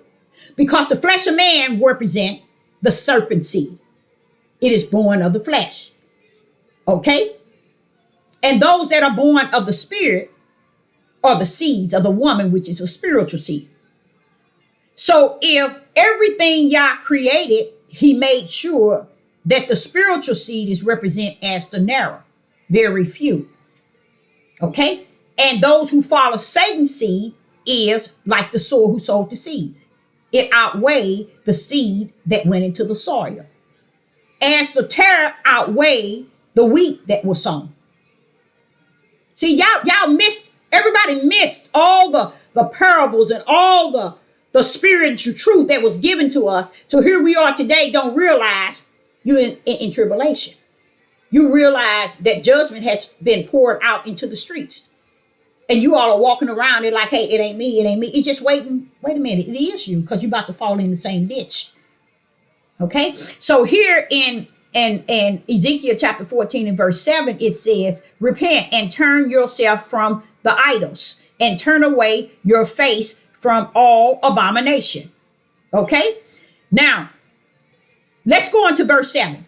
And in verse 7, it says, every one of the house of Israel are of strangers that sojourn in Israel, which separate himself from me, and set up his idols in his heart, and put a stumbling block of his iniquity before his face, and cometh to the prophet to inquire of him concerning me. I, Ahiah, will answer him by myself. I love that. I love that. Now, the way it was given to me, I was to do Ezekiel chapter 14, verse 3 to 7. But as I read, continuing Ezekiel chapter 14 and verse 7, it showed me exactly what I explained to you all about the brick wall. It pictures the brick wall. It pictures you the brick wall. That is an example of what Sister Deborah bring as a parable unto you as the brick wall. Listen to what Ezekiel chapter 14 and verse 7 says. It actually category a brick wall. Listen to this. For every one of the house of Israel are of strangers that sojourn in Israel, which separate himself from me. Now there they go. They already separate themselves from him. And set it up his idols in his own heart. And put a stumbling block of his iniquity before his face. Okay? And concerning me, they put, no, watch this here. A stumbling block of his iniquity before his face. And cometh to a prophet to inquire of him concerning me. They come on my page to inquire about what I'm teaching, what I'm speaking on. You see? And they're simply already brick walls. That means not wanting anything. That's why they can't support. That's why they couldn't support. They didn't really want anything. That's why they couldn't climb on top. But they come. Watch this here. Read what it says. And it says, and come to a prophet to inquire of him concerning me. You come on this page to want to inquire about the Most High Yah. Watch this here. I, Ahiah, will answer him by myself. Why? Because you're coming representing a brick wall to stand before the prophet. But I'm going to answer you in due season. By myself. Because that's what people are doing. They have clowned till the clown show is over and still trying to crank up a clown. Okay? So I like that because that to me represents the brick wall. Coming to the prophet to inquire of me, which is Yah, concerning me. I, Ahiah, will answer him by myself. Why? Because Deborah, they are brick walls. You just said more than enough. Enough for them to pick up the baton and run like they can't run no more. But they can't, Deborah. They brick walls. They brick walls. Okay, so let's go to Ezekiel. We in Ezekiel. Let's drop down to verse 12 and 13. Ezekiel verse 12, Ezekiel chapter 14. I'm going to drop down. Ezekiel chapter 14, verse 12 and 13. Listen to this. The word of Yah came again to me, saying, see, this is what y'all never knew. I keep saying to you all that I'm getting all this here stuff from the Most High Yah talking to me, waking me up 2 and 3, 4, 5, 6 in the morning. And I don't even be wanting to get up, but I gets up because of what he is that's so greater in me. And he be telling me through the water. He's talking to me while I'm driving. He's just talking to me when I'm in the bathtub. He's just talking. And a 99.9 wouldn't even take me at what I was saying, which is still good. I have a lane, do you? And where is it if you have one? I have a lane. Huh. How about that? How about that? So when you read Ezekiel chapter 14 and verse 12, it says the word. See, y'all think this book is the word. But those that are the servants of the Most High Yah, called, appointed, and anointed for a special purpose in Yah to do a mission, they know that this book is not the word. It's what you just heard. Now, the word has things in here that speaks out through power. But you can't take this book and whoop somebody with it as if it is the word. Watch what Ezekiel says here. In Ezekiel chapter 14 and verse 12, listen to what he said. The word of Yah came again to me, saying, is that this book? No. Wait a minute, Ezekiel. If it's not in the book, you can't say it. It's got to be written on something so we can see it and believe it. It's got to be written on something so someone can preach it to us and we believe. Ezekiel's sitting here telling you the word, not the words. The words with the S is not Yah. It's when the word come unto you. Why? Because it comes with power. And it don't play. So what happened?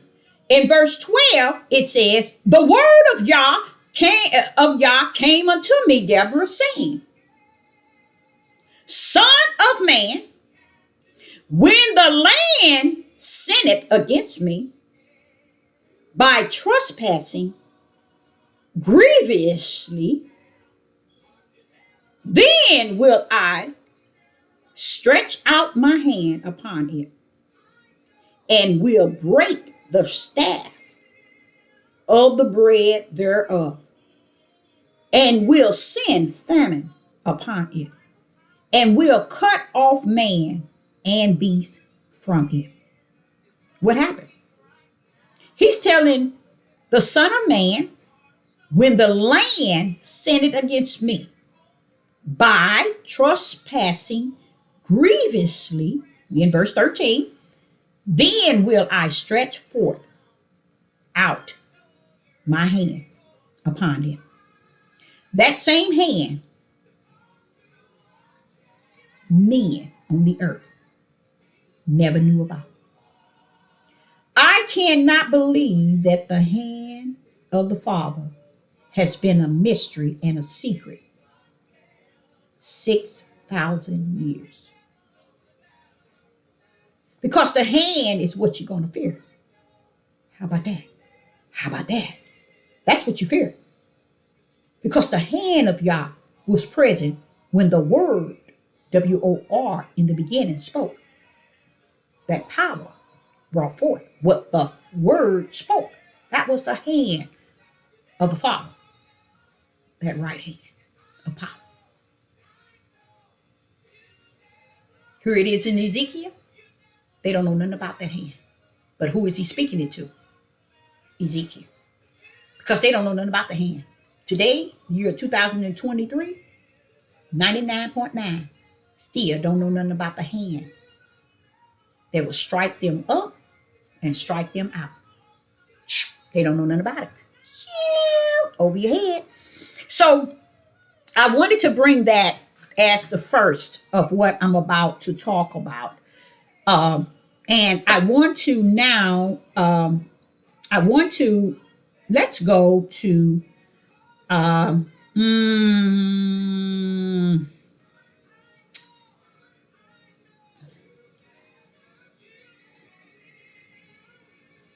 Isaiah.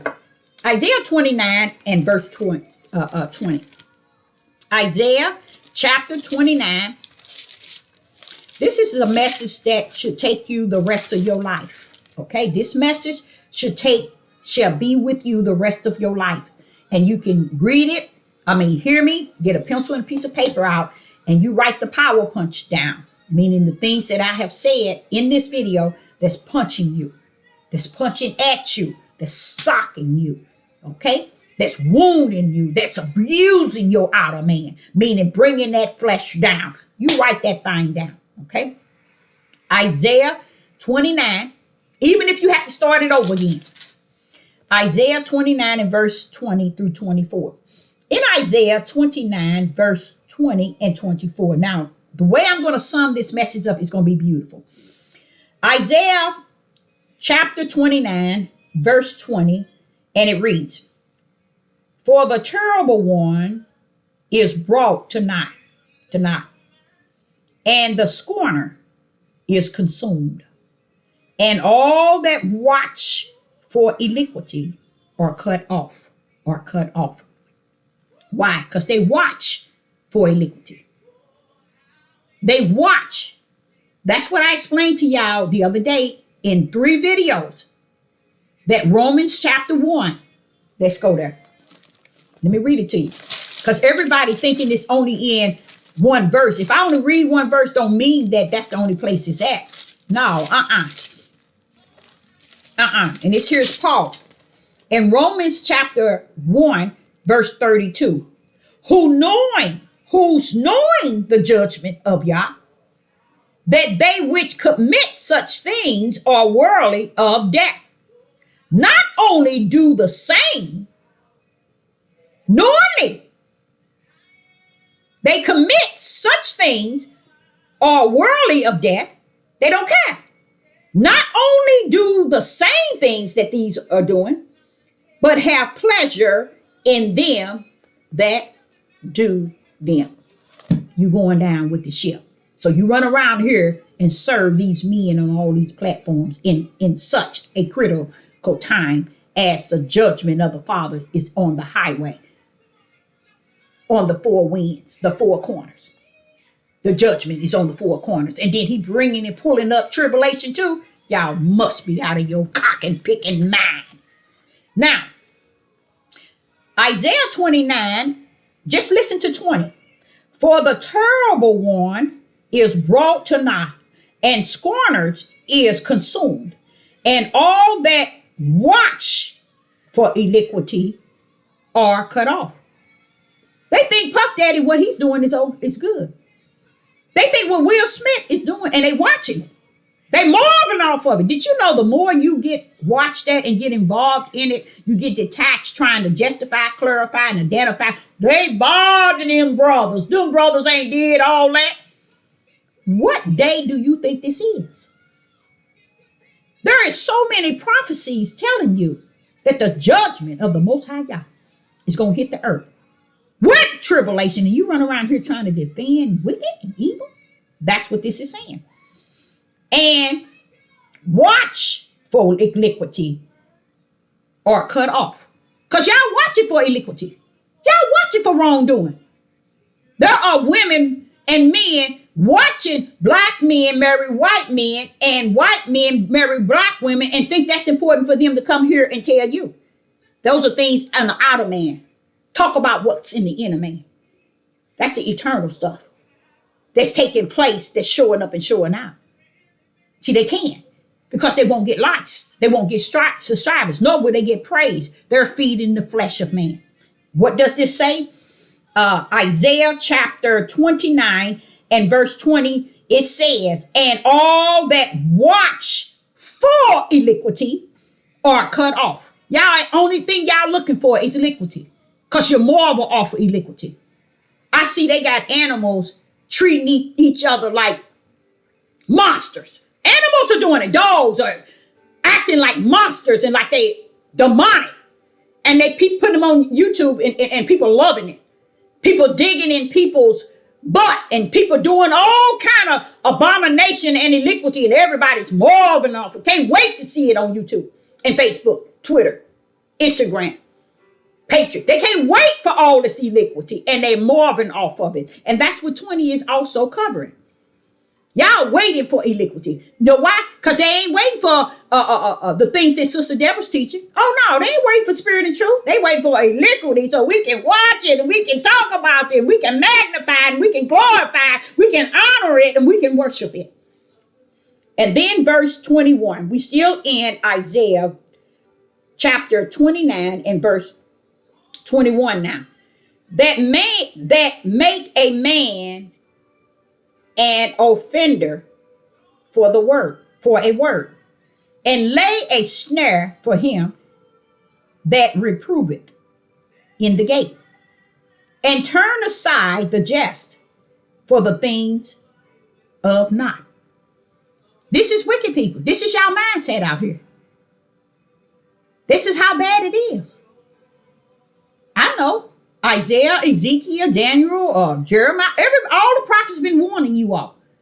Even the prophets today and the prophetess, y'all ain't gonna do right. It's nowhere in the world. If let me tell y'all something about this. If you run up on somebody who is speaking spirit and truth with the light in their hand, you are of the serpent seed. If you don't detach yourself to that individual. And the reason why you don't detach yourself to that individual is because you are the serpent seed. You see? You don't support that type of individual because you're the serpent seed. You're either one or the other. Okay? And when you don't bring your presence in the midst of he or she, because you're not going to find them nowhere else. There's nobody on YouTube talking like Sister Deborah's talking. Not one person on YouTube can tell you they got a lane to run in. It's nobody on YouTube can tell you. Oh, yeah, they can tell you, oh, the Father got a message for me to tell you you're going to prosper, you're going to get this, and your life going to be this, and your life going to be that. Those are for people who have the serpent seed, which is born of the flesh. So it's okay. So it's okay for people to go into areas outside of what Sister Deborah's talking about, because you go into the area in which you were created, which is the serpent seed. And I don't have no problem. I don't care if that one. Thank you, Father, yeah. That one. And that one is the one that the Father has put in the midst of me. So that they too may regain and enhance the spirit and truth that is in them, because they got the light in the right hand. They're trying to see through darkness. Anybody else? Get off this page. This page is not for you to find yourself in the flesh. Because you ain't going to find yourself in the flesh, not on this page. This is for the spirit and truth. This is for the light, he that holds the light. Okay? So when you get to Isaiah chapter 29 and verse 21, that make a man an offender for a word, and lay a snare for him that reproveth in the gate, and turn aside the jest for a thing of not. Verse 22. Therefore, thou said, Ahiah, who redeemed Abraham? Redeemed Abraham. Concerning the house of Jacob, Jacob shall not now be ashamed, neither shall his face now wax pale. Verse 23. But when he see it, his children, the work of my hand. Praise somebody, y'all. He redeemed Abraham in the spirit realm. Abraham was redeemed. He wanted us to know that when we look at Jacob, We're looking at what belonged or came through Abraham. Okay? He redeemed. Let's go to verse 22. Isaiah chapter 29, verse 22. Therefore thou said, Ahiah, who redeemed Abraham concerning the house of Jacob. Jacob shall not now be ashamed. Why? Because the Father is coming into Jacob and pulling out the spiritual Jacob. Watch this here. Jacob shall not now be ashamed, neither shall his face wax pale. Wax pale. 22, 23. But when he seeth his children in the kingdom, the work, why is his face pale? Neither shall his face now wax well. Wax. When you die, you know how you pale? The living Jacob, the dead Jacob is pale. You remember how you died, your blood and everything, you pale.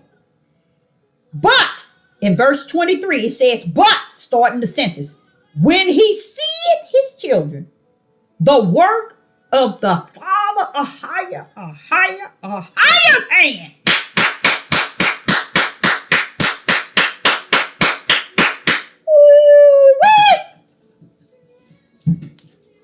That's my Father. That's my Father in heaven. That's my Father in heaven. That's my Father. That's my Father. He in heaven. That belongs to me too. That's my Father. Now read that again. Isaiah 29, verse 23. But when he seeth the children, the work of my hands.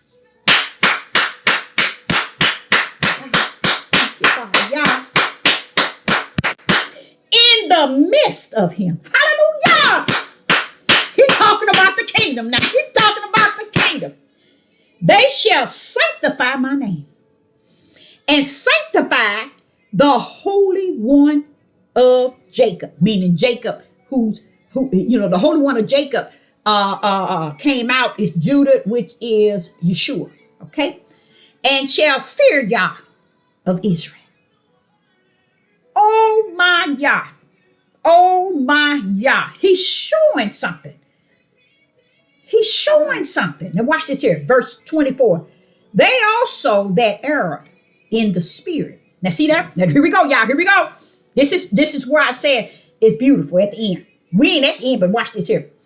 They also that erred in the spirit shall come to understand, and they that murmured shall learn the doctrine. Shall learn the doctrine. Why? Because this is Israel. He redeemed Abraham concerning the house of Jacob. Notice it says, and this is verse 22, Isaiah chapter 29 and verse 22. Therefore thou said, Ahiah, who redeemed Abraham concerning the house of Jacob. Jacob shall not now be ashamed. He shall not now be ashamed. Neither shall his face now wax pale. Mean die. Pale mean his face is, he's going to be alive. Okay. But when he seeth his children, the work of my hands. This is a work of Yah, y'all. This is a work of Yah, not the work of Abraham and Jacob. This is a work of Yah. Yah telling you when he says, now this is why y'all don't understand why Sister glorified him. You don't understand why Sister Deborah can praise him. When he come up and he talk about that hand, and I know what that hand is, all power in the heavens and on the earth. When he's talk about that right hand, and I've learned what the right hand was in Genesis 1. When he said it just does something to me, because I know it's all power. That all men have forsaken because they never knew. And it's because they never knew, it's because they never wanted to know. And most of them was Satan's seed. Listen to this. In verse 23, Isaiah verse 23, it says, but when he seeth the children of the work of my hands in the midst of him, in the midst of him. Now, right there, where you know that this is not really Isaiah, you can hear the Spirit coming in talking. Listen to what the Spirit's saying. But when he seeth his children, Isaiah can't tell you that. See, that's why when you're full of the Holy Spirit, you can go in here and you can see the Spirit speaking on high. You can pull that bad boy out. You see? And right here in Isaiah 29 and verse 23, but when he seeth his children, the work of my hands, in the midst of him, they shall sanctify my name and sanctify the Holy One of Jacob. The Holy One of Jacob is Yeshua. Okay? And shall fear the Yah of Israel. See, he telling you what it's going to be like. See, and we sitting around thinking that we got the upper hand. It's going to be like we see it to be. It's going to be like we want it to be. The way we feel it to be. Our wisdom, our knowledge, our understanding in the flesh. It's going to be that way. No, no, no, baby. You don't run nothing. But your bowels when you're ready to let it loose. Outside of that, you don't run nothing. How about that? How about that? So, listen to verse 14. They also that erred in the spirit shall come to understand, and they that murmured shall learn the doctrine. See, what y'all didn't understand? Those that he's pulling out of Israel, he's taking you out. You wasn't right in the spirit. You wasn't right in your spirit. But he's going to get you right. He says here in verse 24, they also that err in the spirit. See, y'all thought I was lying. See that? All the time. What am I doing? I'm trying to teach you all spirit and truth. You all didn't understand the spiritual realm. You either walk in truth or you walk in error. But those that are servants of the Most High that holds the mystery, they can give you the mystery in truth. How they giving it to you? Through spirit and truth. So listen to this. Listen to this very careful, y'all. This is very important. So you can understand that what Sister Deborah been saying had never been a lie. So when you hear me saying spirit and truth, oh, they don't know spirit and truth. They don't know spirit and truth. They don't know spirit and truth. They don't know spirit and truth. Why? Then what did I tell you? I'm not a dead prophet. I'm a living one that can speak on spirit and truth. It ain't about this flesh teaching you wisdom, knowledge, and understanding. It's about, do they spirit know spirit and truth? Now listen to this here. This is what it said. They also that erred spirit in the spirit. They erred in the spirit shall come to understand. Shall come to understanding. And they that murmured shall learn doctrine. See, that's what they're giving y'all. They're giving y'all their way of seeing things. But the ones that are in Israel, here go Israel, the spiritual Israel is in Israel. And they learned from Israel everything that, okay, this is the spiritual Israel. They inside of Israel, okay? They learned what Israel and Judah taught them. So Judah learned from this part of Judah, the whole house. And Judah. So the ones that has error, they error from the ways of the house of Israel. So he's bringing you out because he chosen you in the spirit. He's bringing you out because you've been errored in the spirit. How do you know that you've been errored in the spirit? Let's go to Ezekiel 36. Let's go to Ezekiel 36. We're going to go back to that one. Now, we're going to go back to Ezekiel. Let's start back again. Isaiah chapter 29, verse 24. They also that erred in the spirit. So when you hear me saying spirit, y'all don't let these people tell you, oh, it ain't no spirit. It ain't got nothing to do with spirit. It's natural. You got to understand this thing's in the flesh. You got to understand this thing in the natural. No, you don't. No, you don't. Because this thing didn't start in the natural. It started in the spirit. Okay, let's go there. Ezekiel 36.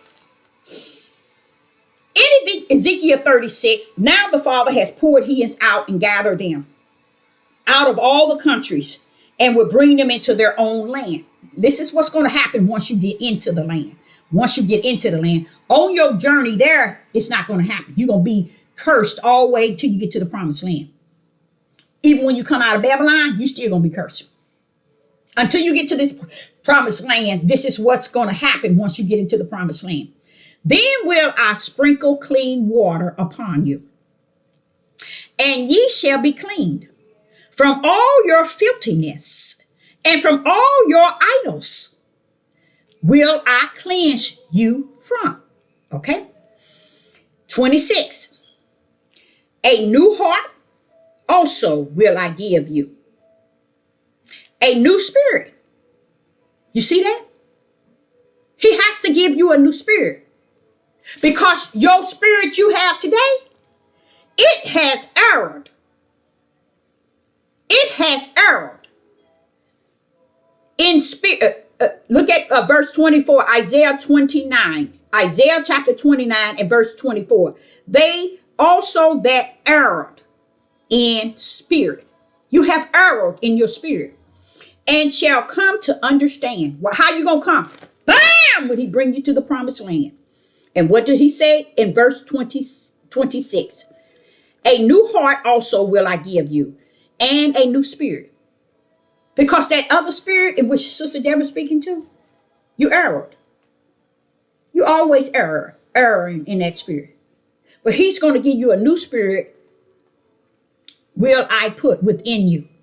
And I will take away that stony heart and out of your flesh heart. He letting you know you got a stony heart, rotten flesh heart.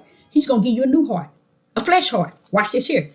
And I will give you a heart of flesh. You see? So what you got to understand, he's going to give you really actually like a heart we got. He's giving you a new one. He's giving you a new spirit. You see? So you have to also understand, go back up in 26 again. Ezekiel chapter 36 and verse 26. A new heart also will I give you, and a new spirit. That's the heart for the spirit. See, there's a heart for the flesh and a heart for the spirit.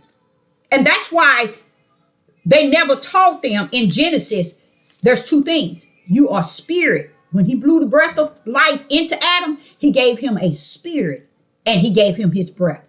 The spirit looks like a spirit, not look like everything Yah, but the way a spirit is of Yah, he gave them a spirit. And that's what men and women are missing today. They never realized there was another good side of them. There's another better side of them. They never realized it. Even to today. They think it's only one side, the evil side. Let me worship it. Let me honor it. Let me praise it. It's connected to my feelings, my emotions, my personal opinion, my wisdom, my knowledge, my understanding. Oh, I'm going to connect to it. But they didn't understand you got a spirit, baby, that you're not connected at all. And if you're not connected at all, then you're in trouble. Because the one in Isaiah chapter 29 and verse 24, they also that erred in spirit shall come to understanding. And they that murmured shall learn the doctrine.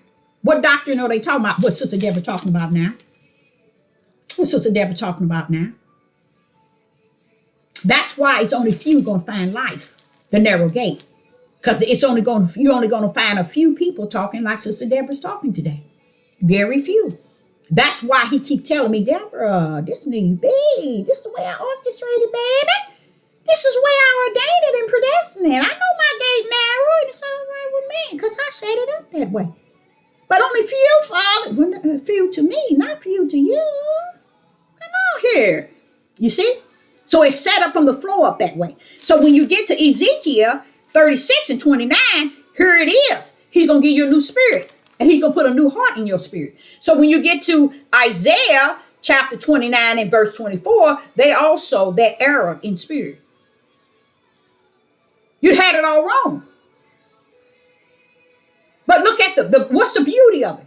God gonna correct that mess to those that comes out of Israel and Judah.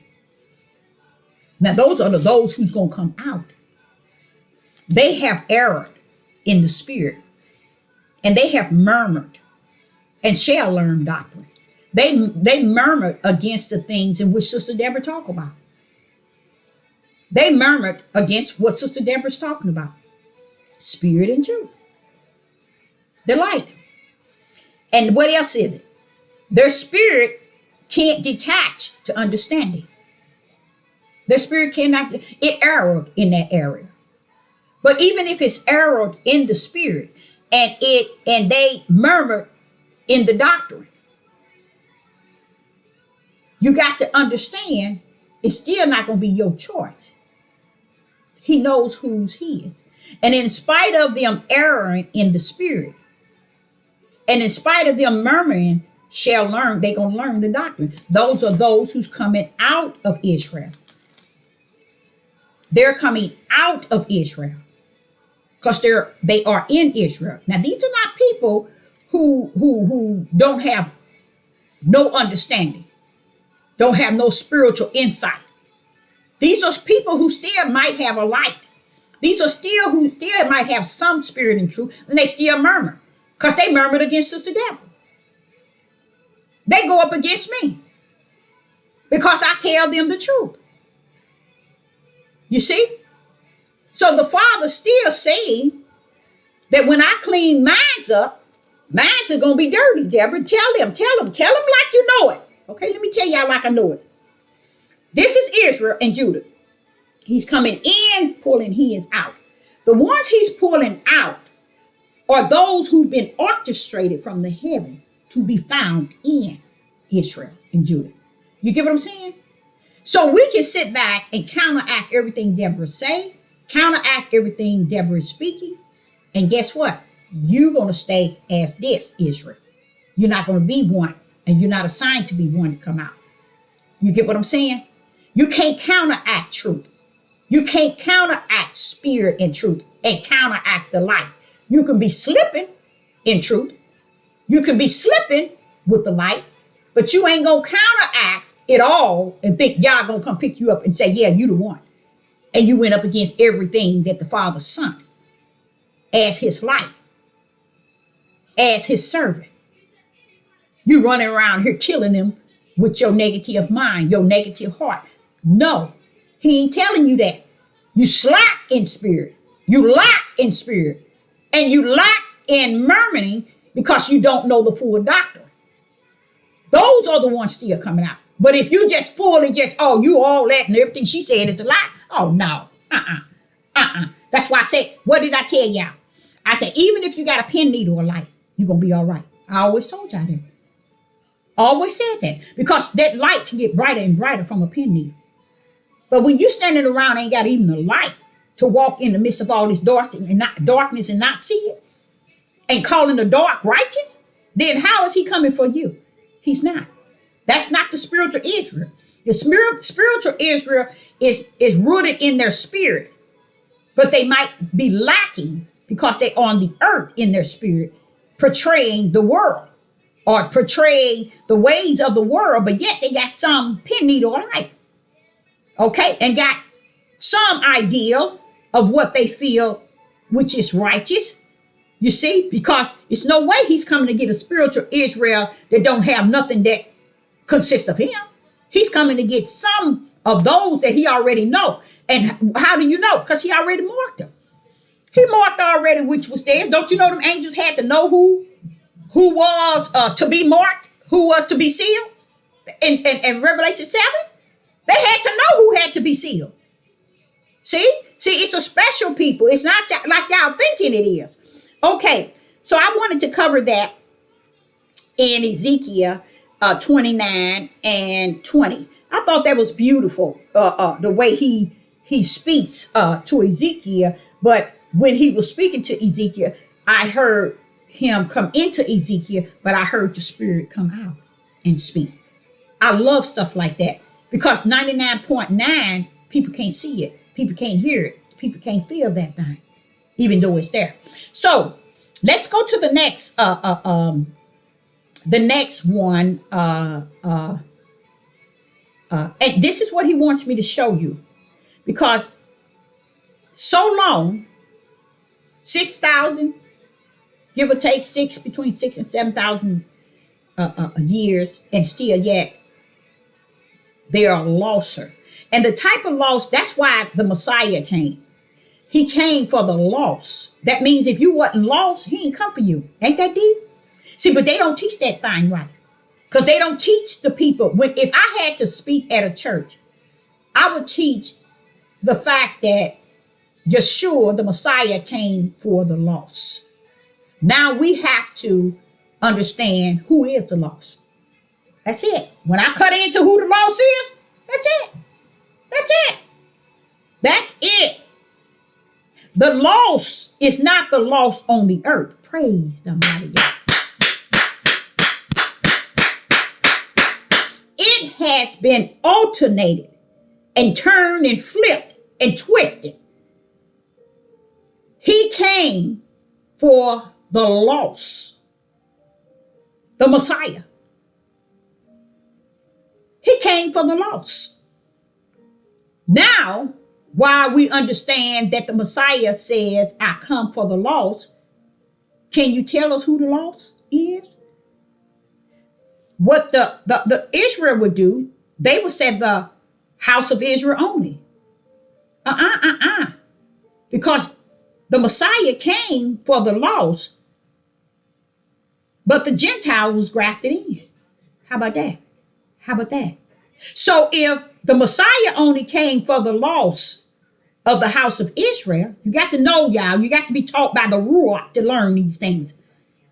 So that's why I say you can't come into this book thinking you can precept and line it and teach it and beat people across the head with it and you got truth. That's why they want y'all to stick to the book. Because they know the book is the words of many men.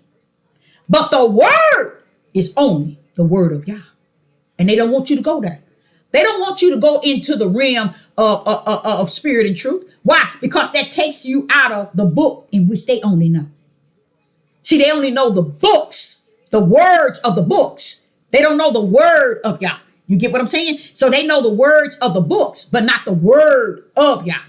So they take you in the realm of Genesis to Revelation, beating you based on precept, line, little here. Even if it takes them to reach out, pull other books in, that's the way they live on you. That's the way they beat you with Torah. You can't live Torah, y'all. Not in this day. You can't go up in Torah and bring it into this day. Because that's a different time period in which things were done because of the mindsets of them then, which caused us to be in captivity today. Isn't Deuteronomy 28 Torah? So you see what I'm saying? They want to go back in Torah to destroy you, to be able to lead, guide, and control you.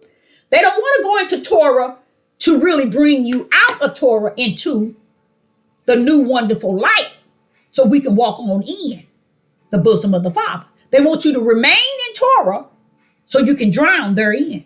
Because they want to swing Torah like a sword so they can cut you all kind of ways. Because in their mindset, they thinking everything is built on Torah, and it's not. You can't. You can't bring what's in Torah in the live and bring it into the year 2023. It can't be done. It can't be done.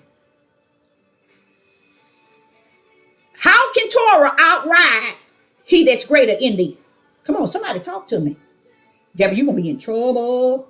How can Torah outride he that's greater in me?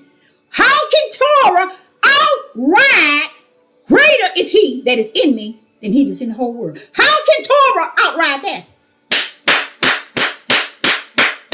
It can't. How it do outride it is because they make sure you don't lean toward he that is greater in thee. See, they don't never, you notice they don't preach it, they don't teach it, they don't minister it, they don't give you nothing about the Ruach living in your spirit. They won't even tell you you got a spirit. They ride on soul. It's to keep you from understanding that a new sheriff stepped in town and it got all power loaded. It's come to teach you, to comfort you, to show you things to come, to reveal things to you. So here he comes. The Messiah is coming. And he's coming for the loss. Not the loss of flesh and blood.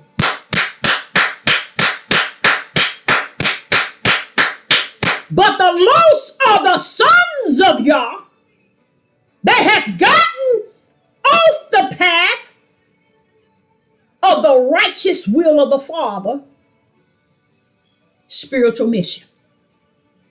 Because he that come to deceive the whole world have also deceived the sons of men. So Father said, bam, here I come. Yeshua, bring you down as an angel. You're going to be the lamb I'm going to sacrifice. But I'm coming down with my right hand power. And it's bringing my word. It's bringing my spirit. And it's bringing all power down with you. Come on, connect with me. Now we are one in this mission. I'm going to bring you back through the power in which I'm going to take you down in. I'm going to bring you back with the power in which I have brought the word in you. I'm going to bring you back with the spirit that's going to lead you. But come on, Yeshua, we're going down. We're going down, Yeshua, for the loss. Bam! Bam! Bring them back. That's what it was all about. So the loss was lost not on in the flesh, in denominations, in the true Jews, in the house of Israel, white and black, male or female. The loss was the loss in spirit. They were lost from the heaven. They are written in the Lamb Book of Life, but when they got down here where he that deceived the world, they got deceived by him. So I got to bring the Messiah. But I tell you what, Yeshua, I need you to come down to represent the lowercase lamb that's going to be slaughtered. But the uppercase lamb is going to be my right hand. I'm coming down with you. And I am the lamb. You see? So we had two lambs come down. One as a sacrifice. One is all power. How about that? So when he brought Yeshua down to be the blood sacrifice for the sin so he can take his loss back. How about that? How about that? See, y'all had it all wrong and still gonna get it wrong even after you hear this. But that's just you wrong because you were born to be wrong. Okay? So what happens? So now Yeshua comes for the loss in the spirit.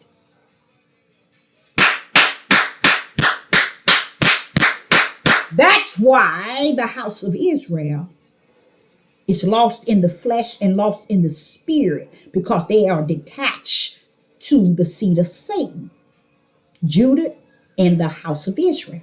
So the Father is going to go into Israel, pull out the lost spiritual Israel, and take him to the spiritual holy land.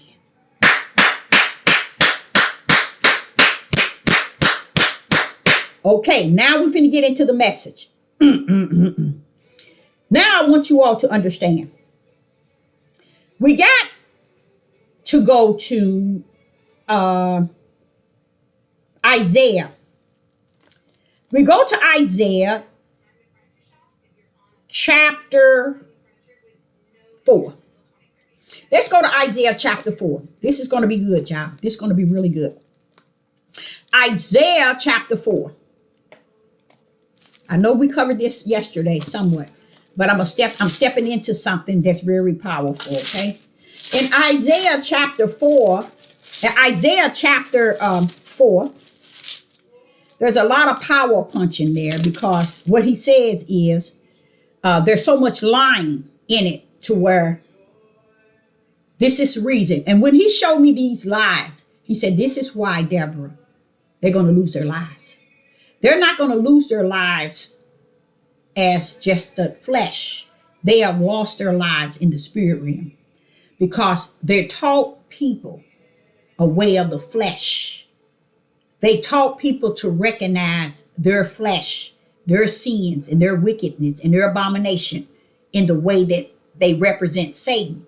They taught the flesh to represent Satan through them. And that's how the people continue to great falling away has already existed. It's because they have fallen away long time ago from spirit and truth and the light. See, people thinking great falling away is when you stop going to Christian church or you stop. No, great falling away is when you fall away from that which is spirit and truth that was set there with a pin needle light for you to go through, and you decide to fall away totally to be represent really who you were, which was the Satan seed. So the great falling away is likened to the seeds of the sower who sowed the seeds, which was the word. It was sold into the people, but it didn't mean nothing in the long run. They died away. They were still destroyed. All the four locations, stony ground, thorns, on the sun, scorched them. Everywhere it was planted. It was planted there, but guess what? It was destroyed right there because that's really what they were. To die right where they at. Okay? So you notice only one seed went into the proper soil out of the others. So it's always understand it's the less of the less. So you cannot put all Israel and the whole house of Israel is going somewhere. They're not. No, it never been biblical. Never. Okay. So when you look into Isaiah chapter 4 and verse 2 and 3, it reads, in that day shall the branches of Yah be beautiful and glorious. Right now, he's showing you how the branches is going to be restored and how beautiful and glorious. And the fruit of the earth shall be excellent and commonly for them that are escaped of Israel. So now we're talking about in Isaiah chapter 4 and verse 2, we're talking about the promised land. They have entered into the promised land. And what has happened before they step foot into the promised land, the Father has already charged the day, the hour, the minute, and the second in which we shall enter in to the land. So the land going to have to be beautiful. It's going to have to be all together. It's going to have to be decked. It's going to have to be ready,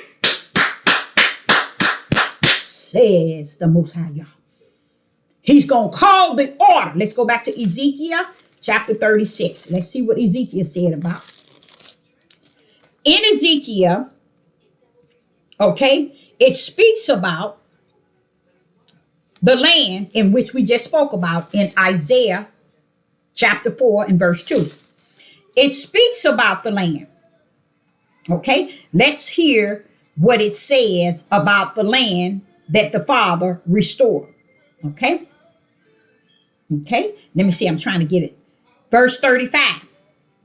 Ezekiel chapter 36 and verse 35. And they shall say, this land that was desolated is become like the Garden of Eden, and the waste and the desolated and ruined city are become fenced and are inhabited. Right there. Isaiah chapter 4 and verse 2 is showing you in Ezekiel, what did I say? Ezekiel 6? I think it was Ezekiel 36 and verse 25. In Ezekiel 36 and verse 25 is telling you what Isaiah 4 and 2 is saying. The land is going to be like it was in the day of Eden. You know how beautiful he created Eden. When he's saying here in Isaiah 4 and 2, in that day shall the branches of Yah be beautiful and glorious, and the fruit of the earth shall be exceedingly and commonly for them that are escaped of Israel. That's beautiful. And then Ezekiel back it up and tell you it's going to be like the Garden of Eden. That's beautiful, y'all. Now watch this here. Verse 3 of Isaiah chapter 4. And it shall come to pass that he that he that is left in Zion, and he that remaineth in Jerusalem shall be called holy. Even everyone that is written among the living of Jerusalem.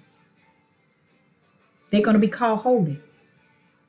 So what y'all didn't understand out there, when you go into up a verse, Isaiah chapter 4 and verse 1, which all of these men, 100% of the men that teaches on this devil platform and has taught in the churches have brought the biggest lie to land. One of the biggest lie. When I say one of the biggest lie, it's just like the biggest lie. It lines up with all the other lies. So it lines up in line with it. One of the biggest lie was Isaiah chapter 4 and verse 1. And in that day, 7 women shall take a hold of one man, saying, we will eat our own bread and we will wear our own apparel. Only let us be called by thy name, to take away our reproach. Women, women, women. Men, men, men. No one can take away your reproach outside of the right hand power of the Father. A man's in the flesh name cannot take away your reproach. A man's name cannot take away your shame, your disappointment, or anything of that nature outside of the right hand of the Father. So what are you saying, Deborah? It was only what he said is what he means. Listen to what he said. The name that the women were calling on. Watch this here. Watch and listen clearly. In verse 3, Isaiah chapter 4 and verse 3. And it shall come to pass that he that is left in Zion and he that remain in Jerusalem shall be called holy. These women that's left,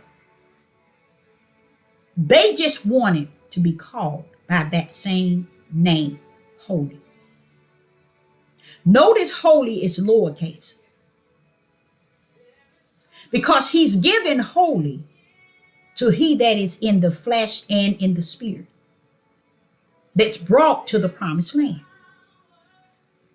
Look at the word holy. Go back to Isaiah chapter 4, verse 3. Look at the word holy, lowercase Holy, because it wants you to understand this is those that going to be in the flesh. That Father is going to seal a brand on them. And that brand is going to represent who he is in the highest, holy. But you have to give them the lowercase holy because they're in the flesh. You see, with the spirit of Yah in them. But he gives them holy, for thy Father is holy. So that name, it tells you right here, shall be called holy.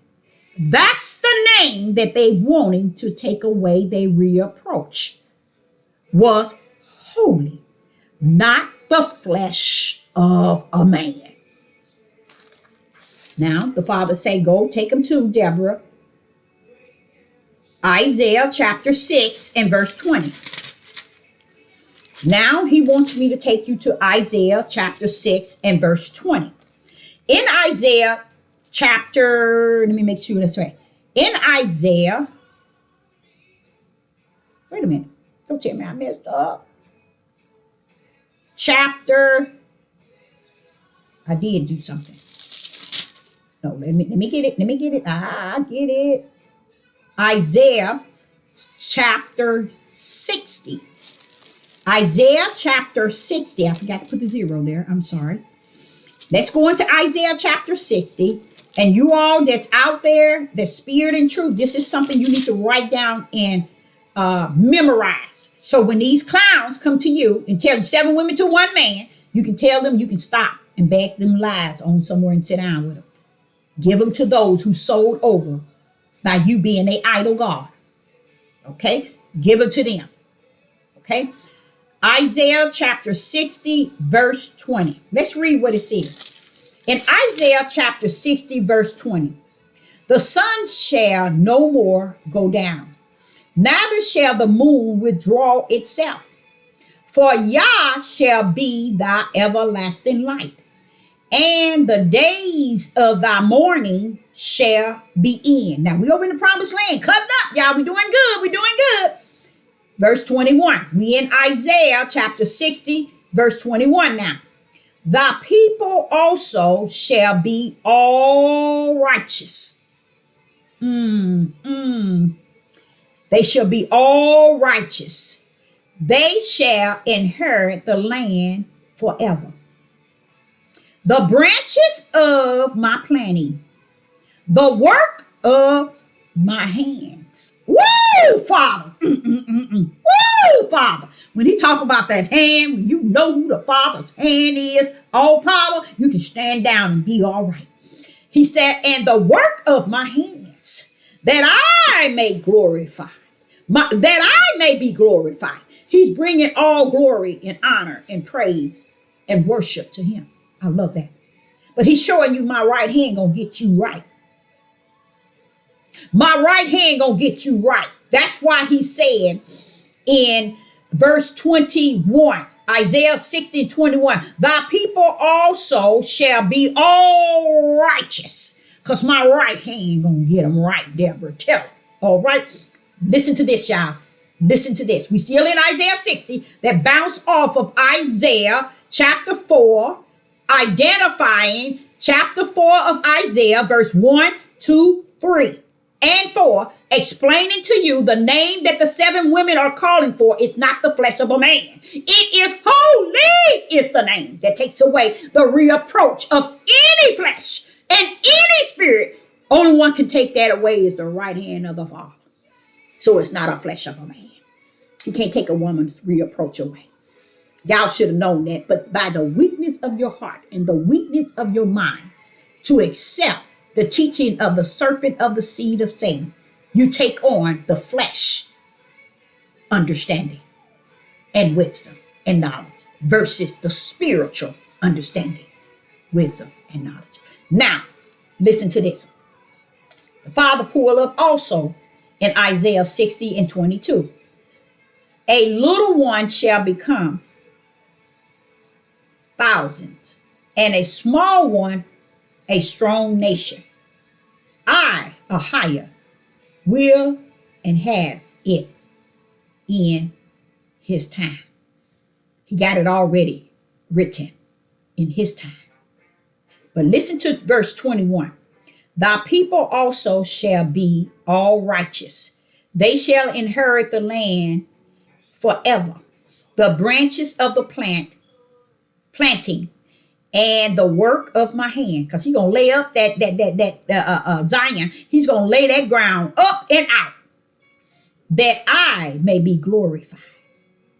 You see, that's answer the 7 women to 1 man. That 1 man was not a flesh of a man, a husband of the flesh.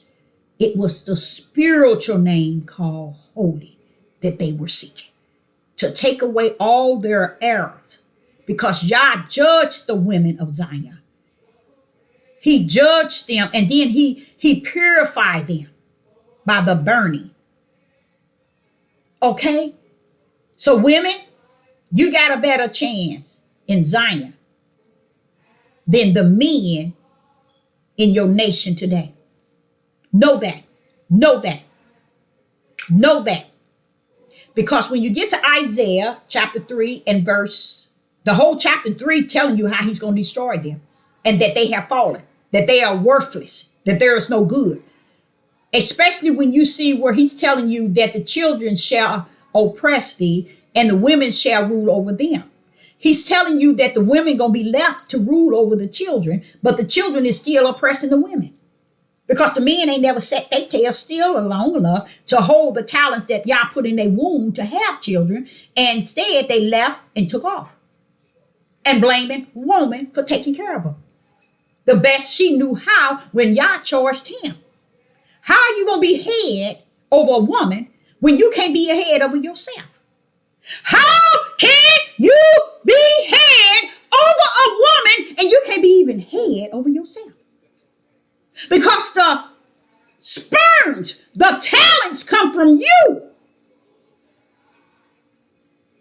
And they oppress the woman who has to raise them. That's all that said. Because you earned. Meaning he that I put before you in your household earned. And they that caused them to err, which were men, still today, men believing men, and haven't recognized the way the world is because of you. I know. The devil snuck in. By the right hand, his right hand, he put the Roman Catholic in head, and the Roman Catholic put in head the error of woman in the garden, and the Father say, he gonna see you on the other side. How about that? How about that? But I glorify the Father that he already got everything wrote up and wrote down. Even Yeshua on the mountain told Satan, it is written already. Ain't nothing I can do, you can do on this mountain. For the Father has it all written. See, that's what y'all didn't understand. The power of who y'all really is has it already finished. While y'all down here clowning. Okay? Now watch this. Now he just shows you, oh, you all missed it, didn't you? I think you did miss it. What he was wanting me to say, let me get it right. Isaiah 60 and verse 20 to 21. Okay? I think I missed what he really wanted me to show you all. And where is it? Verse 20. Okay, Isaiah chapter 60, verse 20 and through 21. The sun shall no more go down, neither shall the moon withdraw itself. For a higher shall be thy everlasting light, and the days of thy mourning shall be in. So y'all, when we get to the promised land, all this stuff is over, y'all. We're going to be in there with the Father. Okay, verse 21. Thy people also shall be all righteous. They shall inherit the land forever, and the branches of the planting and the works of my hand, that I may be glorified. See what the Father is telling us, that he's going to make it already holy. See, when you find righteous, righteous is a part of holy. Holy is a part of righteous. So you got to understand who holy is. That's the Father. You got to understand who righteous is. That's the Father. And neither nor need you to make it what it is. Okay? So if he's saying it, you better take a hold of what he's saying and trust what he's saying and not what us clowns out here saying. Because a lot of us are clowning. That's all we're doing. So what I'm saying is, somewhere in there, I'm missing my word holy. So I guess it's in another verse. So I'm going to pick it up. But what I want you to do is understand that holy is the name that is mentioned by the 7 women. That name is holy. And holy is not a flesh of a man. It is the spirit of the approval of the Most High Yah. And yes, it can. It takes away your reapproach. Why, Deborah? Because when you get in Isaiah chapter 60, he explained, thy people also shall be all righteous. That's what holy is. See, y'all don't understand this because it's over and you'll never get the teaching from the Spirit, nor from Spirit and truth. And when you get it, you're going to go up against the ones that speak in spirit and truth, just to detach yourself to the one you were born to. So that's why I have no problem shutting it down or opening it up. I don't have no problem shutting it down and opening it up. Why? Because he said, I got your lane already ready for you. Run in it. That means I can run in and I can run out.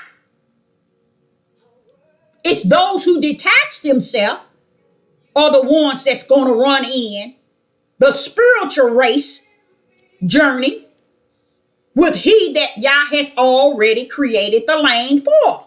Spirit and truth with the light in their right hand. You run away from it, you are the serpent's seed. You are born of the flesh. That's why I don't have no problem cutting it up and cutting it down. I don't have no problem building it up or building it down. I don't have no problem coming in YouTube and pulling out. I have a lane. Where is yours? Or do you know? Okay. So I got those two covered. Okay. But it's something else he's showing me here. Let's go to Ezekiel. Oh, no. Okay. What he's saying is, remember how the seed of Satan has taught 7 women to 1 man. The fathers want me to show you that is not so in the order in which they're saying it at all. Nowhere near it.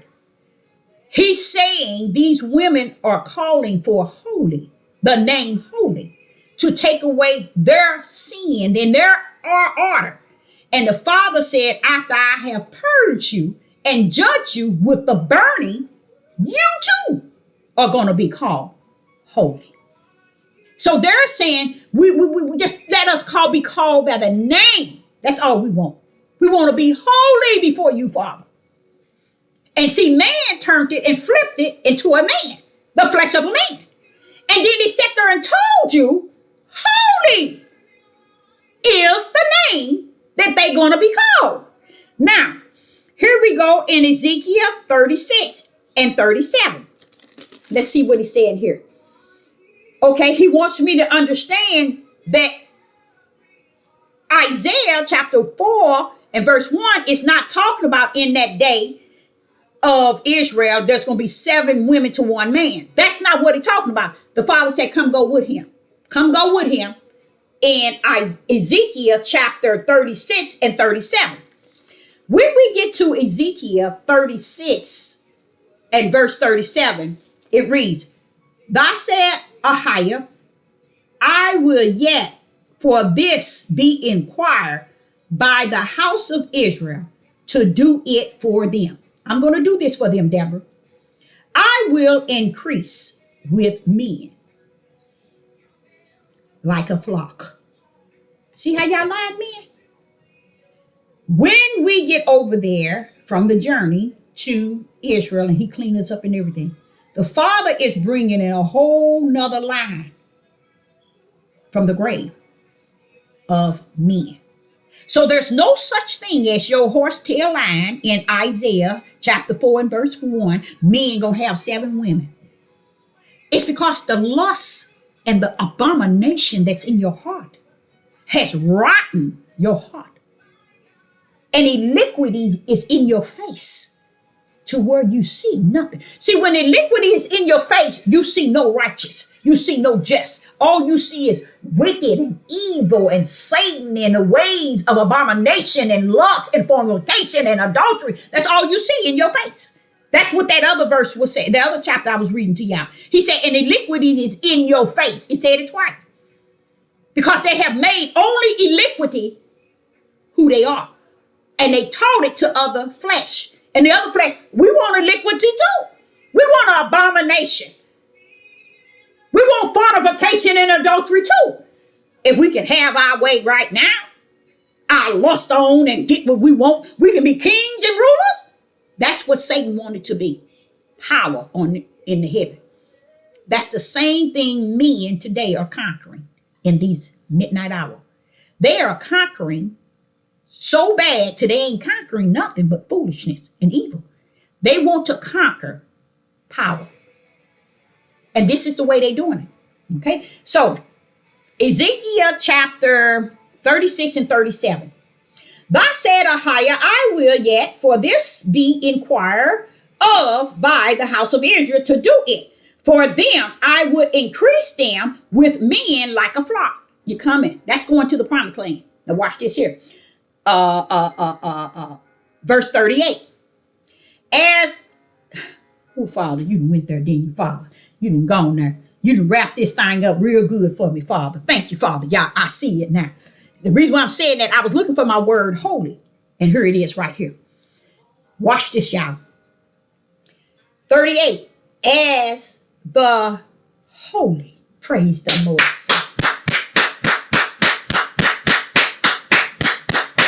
As the holy flock. As the flock of Jerusalem. In her solemn feast. See, he's going to bring a multitude of men to the promised land. And he's going to call them holy flock. You guys, you all been lied to for so long that hell is waiting for you.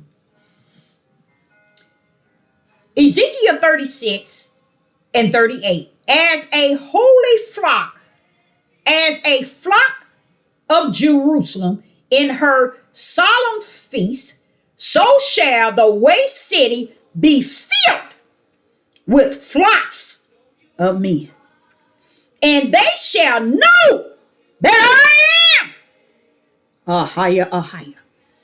See, the dry bones, y'all, are coming.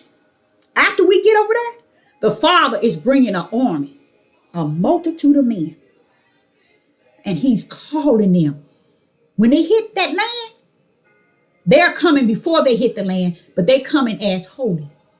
So see, women, we're going to have more men than women. All that was a lie. That was all a lie with these men on this earth that's teaching you all. They teaching you trash from their flesh wisdom, flesh knowledge, flesh understanding, their flesh personal opinion, their flesh wisdom, no, their flesh emotion, and their flesh feelings. They got you wrapped up in their flesh. Now, right here, he's telling you, holy is this flock of men that's coming. You see, women, you ain't the only one that's seeking holy. Because see, what these women gonna see is, wait a minute, I want to be called that holy. You're gonna be called that holy, baby. He said to you in in Isaiah, women, go read it, women. He said he purged you and got you prepared that you too is going to be called holy. You all, that reminds me something else. I want you all to underline Ezekiel chapter 37 and 38.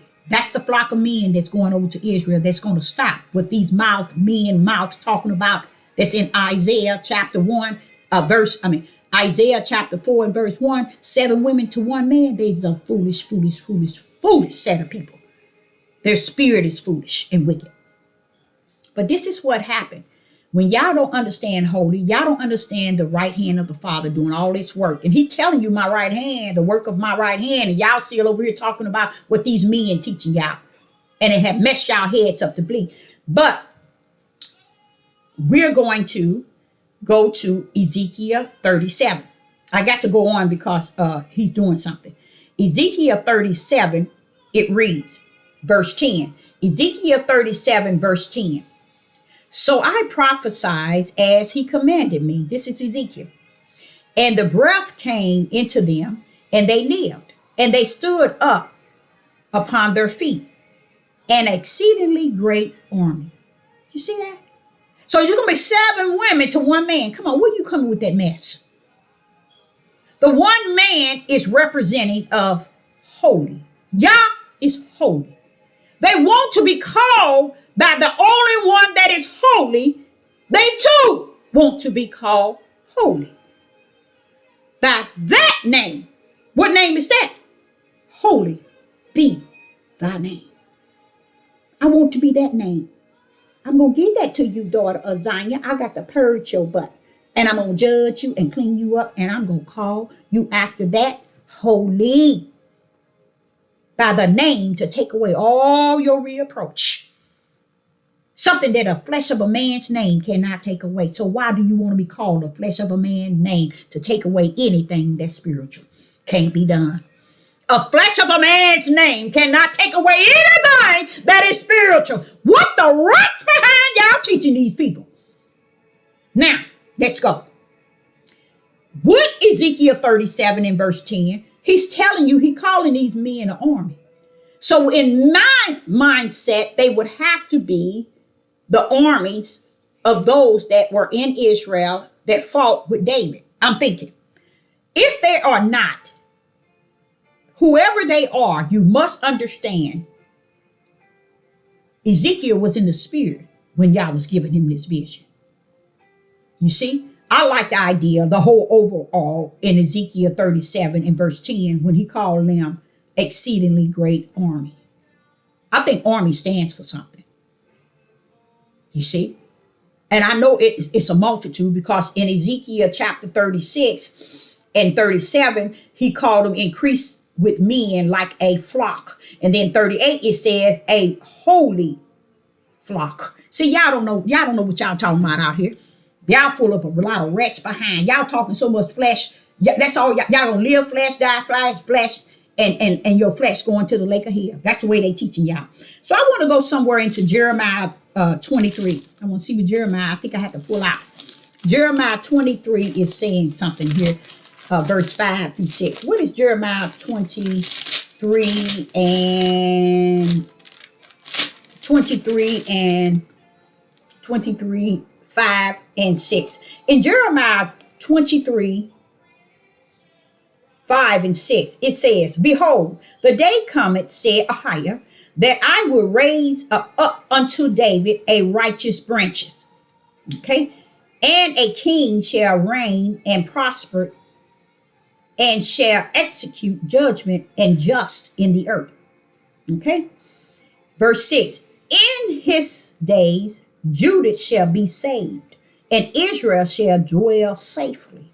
And this is his name whereby he shall be called Ahiah, our righteousness. Righteousness. See, that's another thing I try to explain to y'all. There's 4 brands: righteous, belief, faith, and fear. Righteous is always on top. So when Abraham was in the vision, that means he wasn't in the natural when he believed. It was when he was in the vision he believed. He was not in the natural when he believed. He was in the vision when he believed. He was not in the natural when he believed. He was in the vision. But in the vision, the Father called it righteous. Bam! You already in there, bro. I already had branded you with righteous. Go your way. The moment he left out of the vision, he went into his sinful way, into Hagar. After he was what? Just in the vision, and he told him he was going to have a son. He's going to have a child by Sarah, and he's going to have a nation. So he told him in the vision, but when he got out of the vision, what did he do? Bam! Went straight into Hagar. So he went the flesh way after the Spirit of God had already meant to him what the future going to be. But he went straight into Hagar. The desire of a man is in his heart, and the wicked is already branded in his spirit. He's either the serpent seed or the spiritual seed. Abraham was a spiritual seed. Jacob was a spiritual seed. Isaac was a spiritual seed. You notice that Abraham, they try to make Abraham a polygamy. Abraham was not practicing polygamy. He was not practicing polygamy until he was no longer with Sarah. Jacob he was not practicing polygamy. Jacob was not marrying these women. Jacob never married these women. Okay? These women were thrown on him. You know, out of all of them, only one he wanted was the one. He couldn't get it. So he was tricked to get the other ones to lay down, and he bring children through that one. So you see all the lies that was in polygamy, and then they were doing so much chaos. One wife was giving him her maid. This was not a marriage, you guys. Jacob did not choose or accept his wife maid. The maid was given to him to lay down with. So that's not the way they created polygamy. A man can have, in the sense that a sex, because all Jacob did was have sex with these women when their wife gave them to him. So it's not like they was really a marriage. It was a sex trade. Praise the mighty God. That's why the two wives, the two sisters, didn't the Father tell us, men, don't marry and don't tamper with your neighbors?